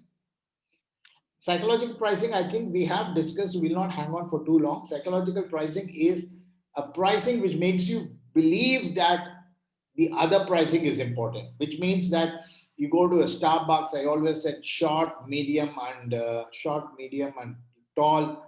The pricing is such a way that you are psychologically bent to choose medium because the pricing of short and this was there, or it gives you a feeling that it's under 1,000 if you say 999. So that is called a psychological pricing.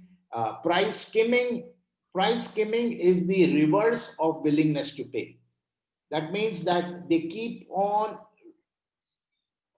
reducing the price till they get the sufficient quantity of sale, or they keep increasing the price till a customer refuses to buy. So it happens mostly, the women folk do the reverse of it. They go on a shopping spree. They look at a dress and it costs them $1,000. They ask for 200 and the guy starts shouting at them. They go to a next shop and ask for 300. And finally, they know that 500 or 600 is a good buy. So this is the activity of skimming the price every time to reach a thing. Economy pricing is to say that you get this, you don't get the other thing. You get a phone, but you don't get a charger or something like that. Penetrating pricing is to enter a new market. That's what's happening all the time when a new product is introduced. And of course, what is premium pricing? Premium pricing is the act of giving you additional services, right? So you will find that each of them are described here in terms of your understanding. Go have a look at it, and you would be able to appreciate each one of them, right? We're almost done with pricing. Do we have time for something else? We may have time for something, maybe 15 minutes. But there are two other product things that I want to stick on with. But I'll leave it to you to think about it. It's the auction system. I want you to read about it. Too much of pricing can be a killer now. Any questions on pricing before we move on? The point, if I have to make concluding remarks on pricing, I would want to say the following. Pricing is an important part of the 4 Ps, and it's a general understanding that pricing is very, very important. That if you have to lower the pricing, if you have to survive in the market, that's a wrong understanding. Yeah, Rukmini, you're right. Upselling is an example of premium services. And many a time, pricing needs to be understood with various factors being considered. And that is the exercise that I was hoping to convey to you. In classes, as you go up, in terms that you go up, you might even run into more discussions on pricing. But I'll leave for now on pricing. If you have any questions, we can continue further. Hello, Professor. This is Mervin. I have 2 questions, Professor. So one is a few weeks ago, I put a picture on a WhatsApp group, the Maggie noodles. So it was sold for 68 rupees. And then there is a sticker that was the original price. And then the next packet had a save ₹7 and it was sold for 65 rupees. So yeah, what I think you did put it on WhatsApp, this particular thing. So I followed it, and now the new one is 65 plus 7. So the new price is 7 rupees higher than 65. So I just followed it up. So is this some kind of strategy where they reduced? They say it's reduced it, but now since the new price is now 72 rupees. Correct. I know what you're saying is that the pricing was 65, then there was some discount being offered, and then there was back to the old price. Okay, I've been also thinking about it, and normally no pricing changes so dynamically in a FMCG product. Okay. Unless and until that means to say that yes, the pricing of 60. If you look at the new ad of Pepsi or Cola, it's got Tiger Sheriff on it, and she says, "Are you trying to impress me with a bottle of Coke at 65 or 35?" Then he says, "No, it's 30 and not 35." So that they're trying to announce a 5 rupee less. The only thing that could have gone wrong in this case is that it could have been a regional pricing, which means to say that, as an example, it could be, and I'm assuming at this stage that if they are wheat noodles or it's pasta, let me go beyond the example that you gave. For you to introduce a new product or a new flavor on a new food on your table, which is you're not used to, they may reduce the pricing in regional basis. That means to say the pricing could be lower in Hubli and Dharwad or in smaller towns, but the pricing could be higher in places like Bangalore, where people understand that kind of a food. So maybe there could have been some mismatch of stocks moving from one place to the other. That's probably the only answer I can give at this time. Okay, my second question is, what is the pricing psychology behind finishing it like 499, 599, or 1099? Is there something behind it? Actually, the entire thing is we all encounter it. Depends on whom we are trying to sell. Mentally, you're still thinking it's 400 and not 500. So your mental definition of the product is 499 is still seen as 499, not 500. How much ever we try to think about it as 500, we don't think of it as 500. It may be that I might end up paying 503 with taxes, but it just kind of gives you it, like as somebody rightly said, it's in the 400 range. And Rukmini knows it better than me because she would either her husband or her brother or father, she wants to buy it. She said, no, this is 400 plus, but it is actually 500 minus 1. But she would define it as 400 plus.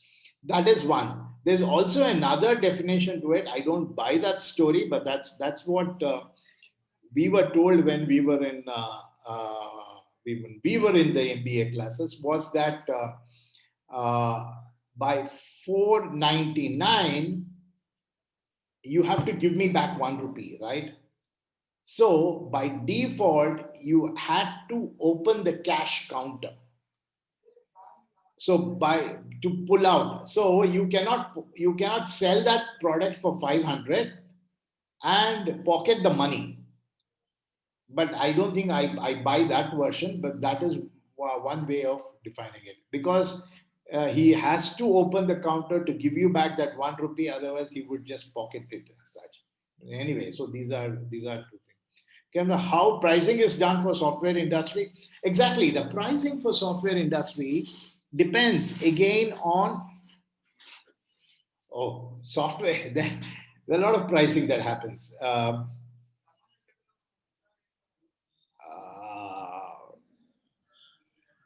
Okay, who's asking this question? Rajendra. Yeah, Rajendra. Now, Rajendra, let me rephrase this. Pricing for a software industry, if you are the founder of that company who is coming out with a product, what is your intention? See, if it's something a new innovation to the market and based on the market, I'm going to capture. No. Array, no. I'm not interested in all this. Okay. Okay, I'm sorry if I'm sounding rude, but I'm only trying to converse. I'm really confused with this You are area. founder of Raj Softwares. Raj Softwares, you have some 5 apps, you're addressing the banking sector, you are a new startup. What are you trying to prove? What are you trying to prove, and what is your intention in life or the company? So that I can attract more customers, more.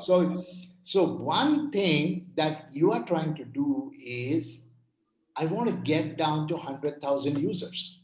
Yeah. That's my primary target. But why do you want to get to 100,000 users? So that you can sell the company to someone else. Absolutely. Point number 1 is that so that 100,000 beer, though I know what the pricing product is. That I face this all the time when we are trying to invest into something or we are trying to do that. Sir, we have 100,000 downloads. Yeah, 100,000 downloads are there, but how many are there 100 transactions per day? Yeah. Or are these 100,000 downloads free? But the moment you ask for $1, what happens? It reduces. Point number 1. That's one way of pricing a product, because your intention is to populate yourself. Similarly, what is the finest example, and why do people say Bangalore is the IT capital of the world? is because when you're sitting in an auto rickshaw, the auto rickshaw guy has a particular CD hung above his head. Which CD is that? Very difficult question, right? But I assume that one of you will come up with the right answer. Not now, not now. Again, let me clarify. 5 years back, 6 years back, this would be a very common CD which was hanging around there. Antivirus. Antivirus or MS Office or MS Windows or MS DOS, right? How many of us had, I mean, honestly, had pirated versions of MS DOS or MS OS, I would say. I'm still in the old school of thought. Yeah, so one honest gentleman raising his hand. I think One honest gentleman raising his hand. I think we all But why wasn't Microsoft running behind you and catching you? Why wasn't Microsoft running that behind would cost you? more than Remember, this is a pricing question, which means that Microsoft allowed you to pick up that product for zero cost. Not zero cost, you paid somebody. You paid that guy, but doesn't matter. But why was Microsoft allowing you to do that? Why did Microsoft? They were just increasing the user base. Absolutely. He was throttling every other user from coming in. He was making sure that nobody else walked in. And then once he had reached the threshold and said 73% of the world's population is using 73% of the poorest population in the world, which means Asia, Africa, are using Windows. Let's now get to charge them. So that's another pricing model. The pricing model is defined only to get into it. I'm saying, because you asked me the question of software pricing. But theoretically, assuming that, how would you want to do it? Is that segmentation is the first thing that you would do. What would you do if you were Infosys and you were developing a software for the industry? You would say that there are 100 banks. Now with the 100 banks, obviously I cannot get to 100 banks. I will be happy with 15 banks. I want 15% of the market share. Now 50% of the market share, if I get, I'm most successful. So would I have to charge all my developmental cost, all my travel expenses, all my marketing, all my benches, everything into the first customer? Or do I want to spread it along the 15th customer? Or do I spread it only up to the 10? Consider 10 to 15 as the profit. Melvin, I think you may have to mute. Okay. So this is one way that they might do it. Is that giving you some idea? Whoever asked me the question on software. Yes, sir. Okay, good. Anything else that you want to ask on the pricing front? Professor, for the software pricing, many instruments, suppliers, they use a lot of, keep on upgrading the software, and they charge very heavily whenever for every 2 years, 3 years when we change the software. So in which segment it comes, this kind of pricing? No. Okay. That pricing is maybe missing.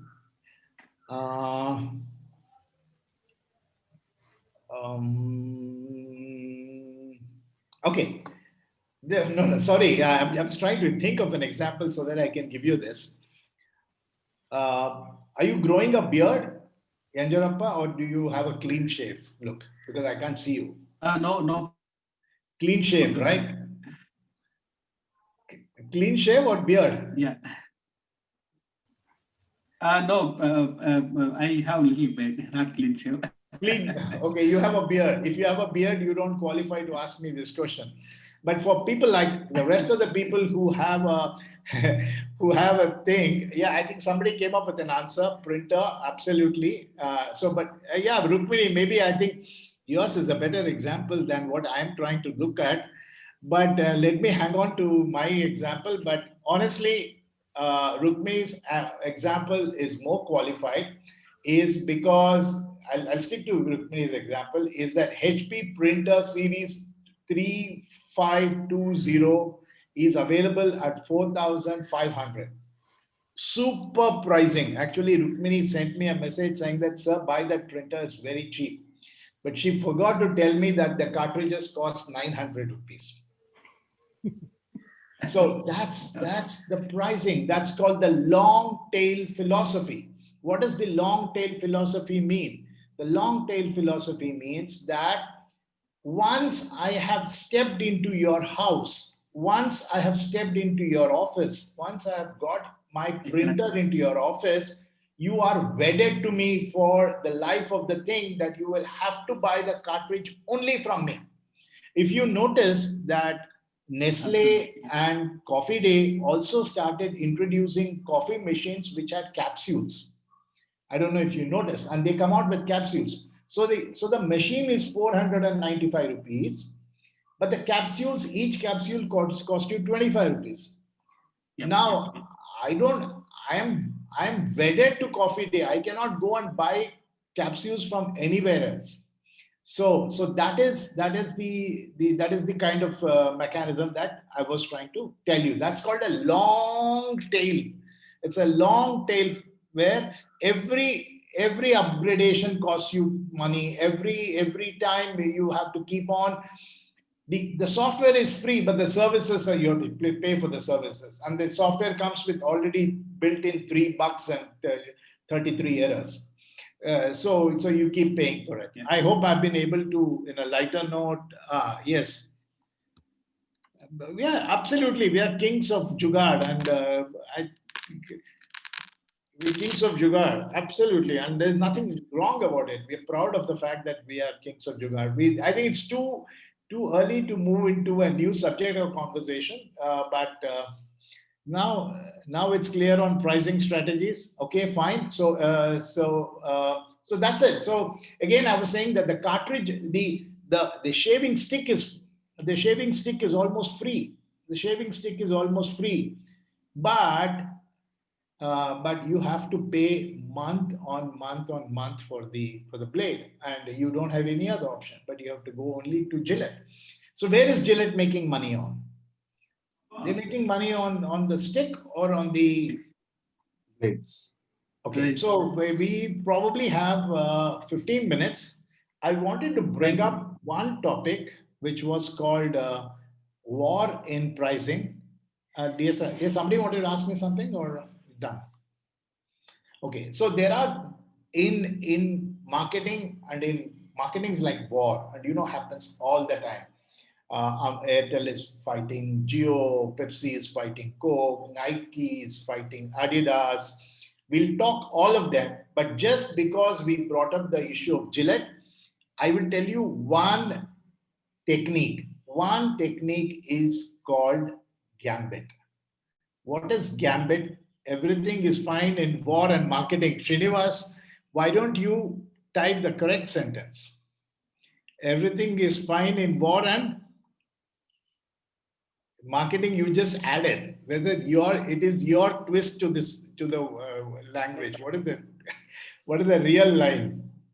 Yeah.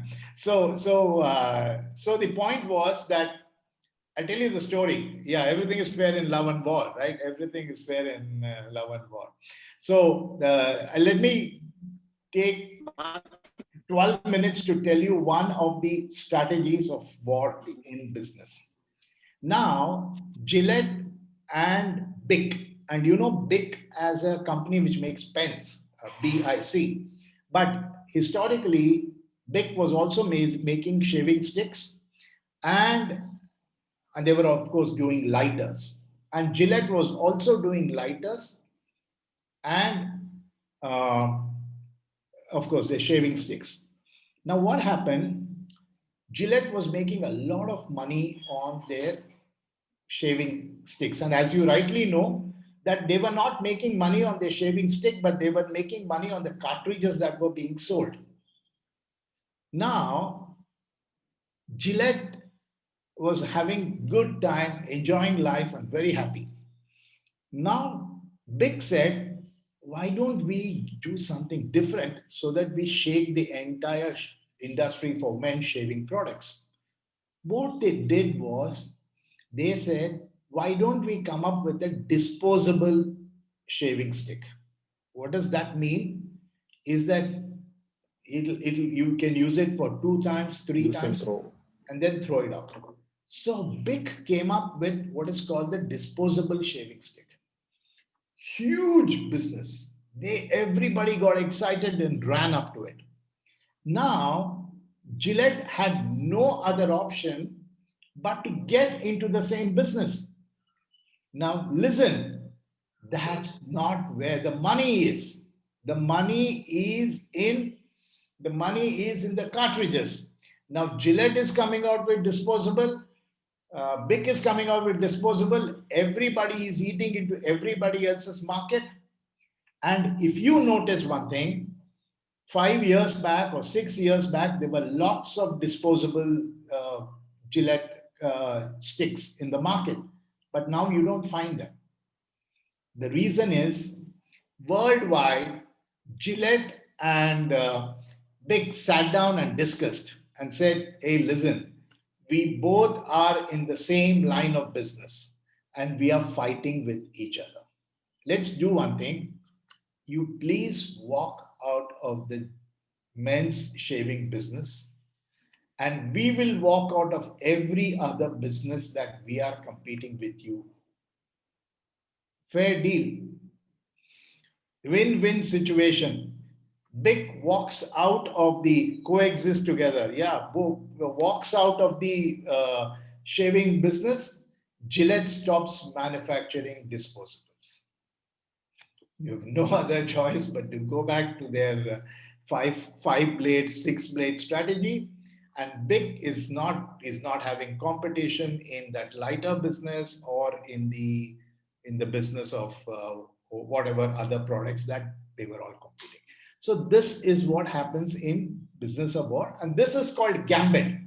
What does gambit mean? Each of you will give away what is precious to you, but in the process, if you play chess, in the process of playing chess, you're willing to surrender a bishop or you're willing to surrender a knight to save your king. So that is what is the strategy. Perfect. Time for us to call it a day. I wanted to discuss this in our next class. We'll probably do all of this. Next class might be a little bit packed up, but we'll see what best we can do. So I hope it was an interesting class for you. And we've discussed one of the P's, which is pricing. Any other questions? We have some more time, or we can even call it a day. Right? Hi, Professor Abhinandan. You'll be Yes. uploading the PPTs to the LMS, no, Professor? Have I not? No, I don't find.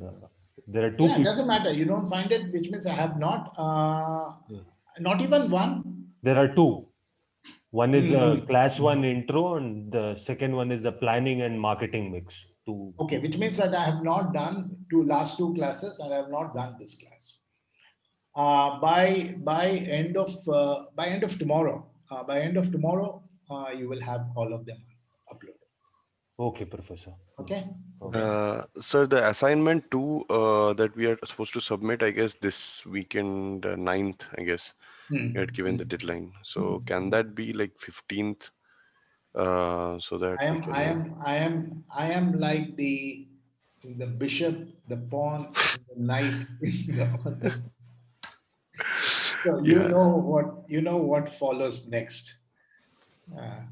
There is what is the meaning of the word buck stops here?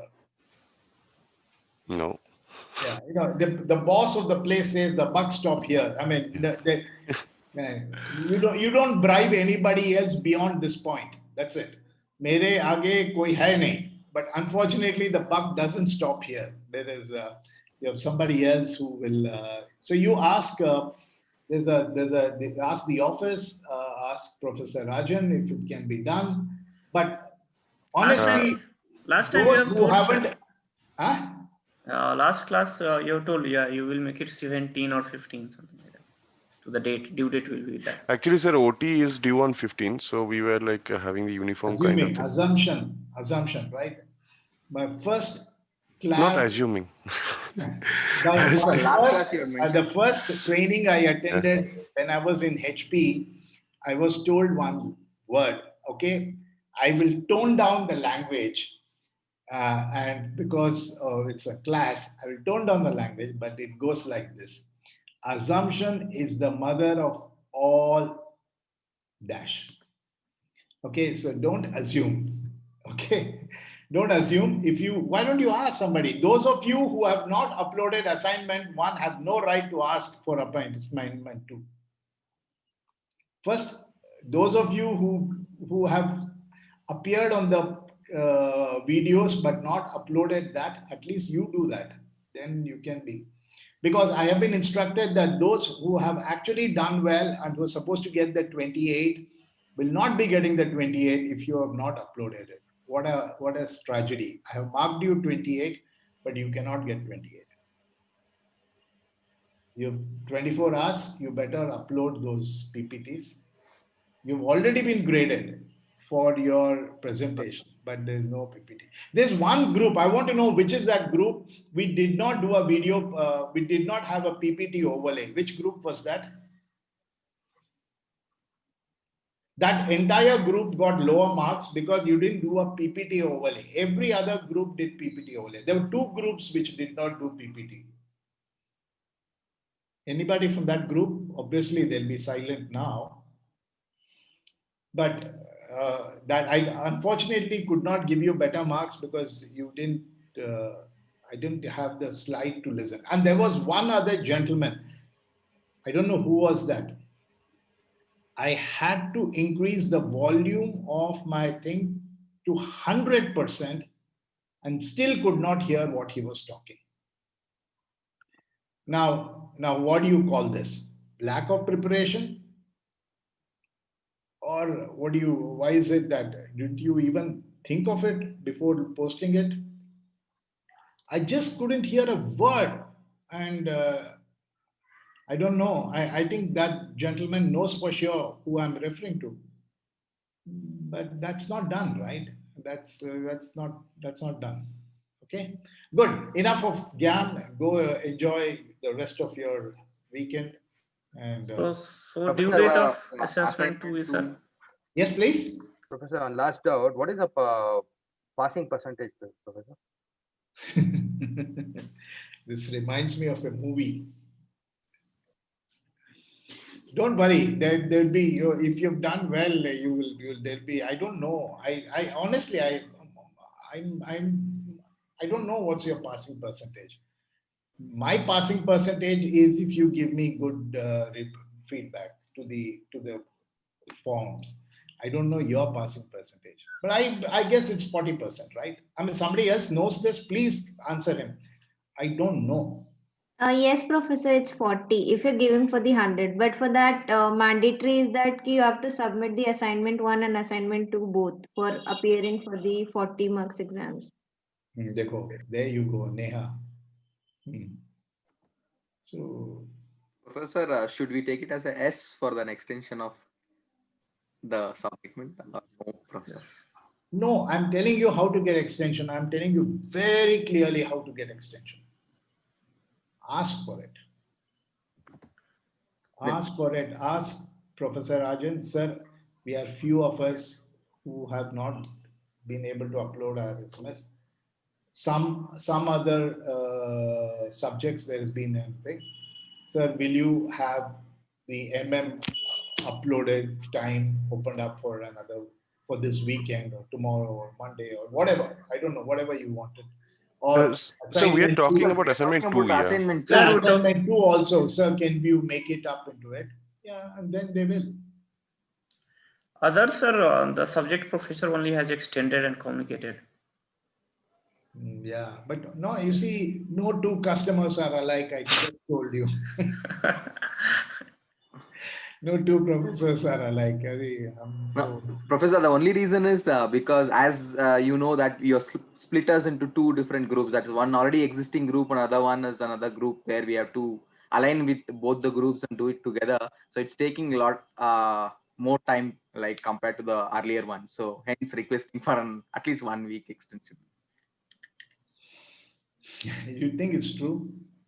Yes, sir. Yes, Professor, 100%. Yeah, because Does every one of you agree with him? Yes, Anyone sir. disagree? Yes, Professor. Yes, We Professor, we agree with agree. Agree. All agree. You are Easy. united in crime, not you are united in crime. No, I know. Okay. I'll speak to him, and I don't know. Yeah, but honestly, if some other thing has a deadline extended, in all fairness, even this should be as such. Okay, but let's make it very clear. My job, I've made that very clear in slide 1. My job is to teach, and not to teach you for the exam, and not to teach you for the assignment.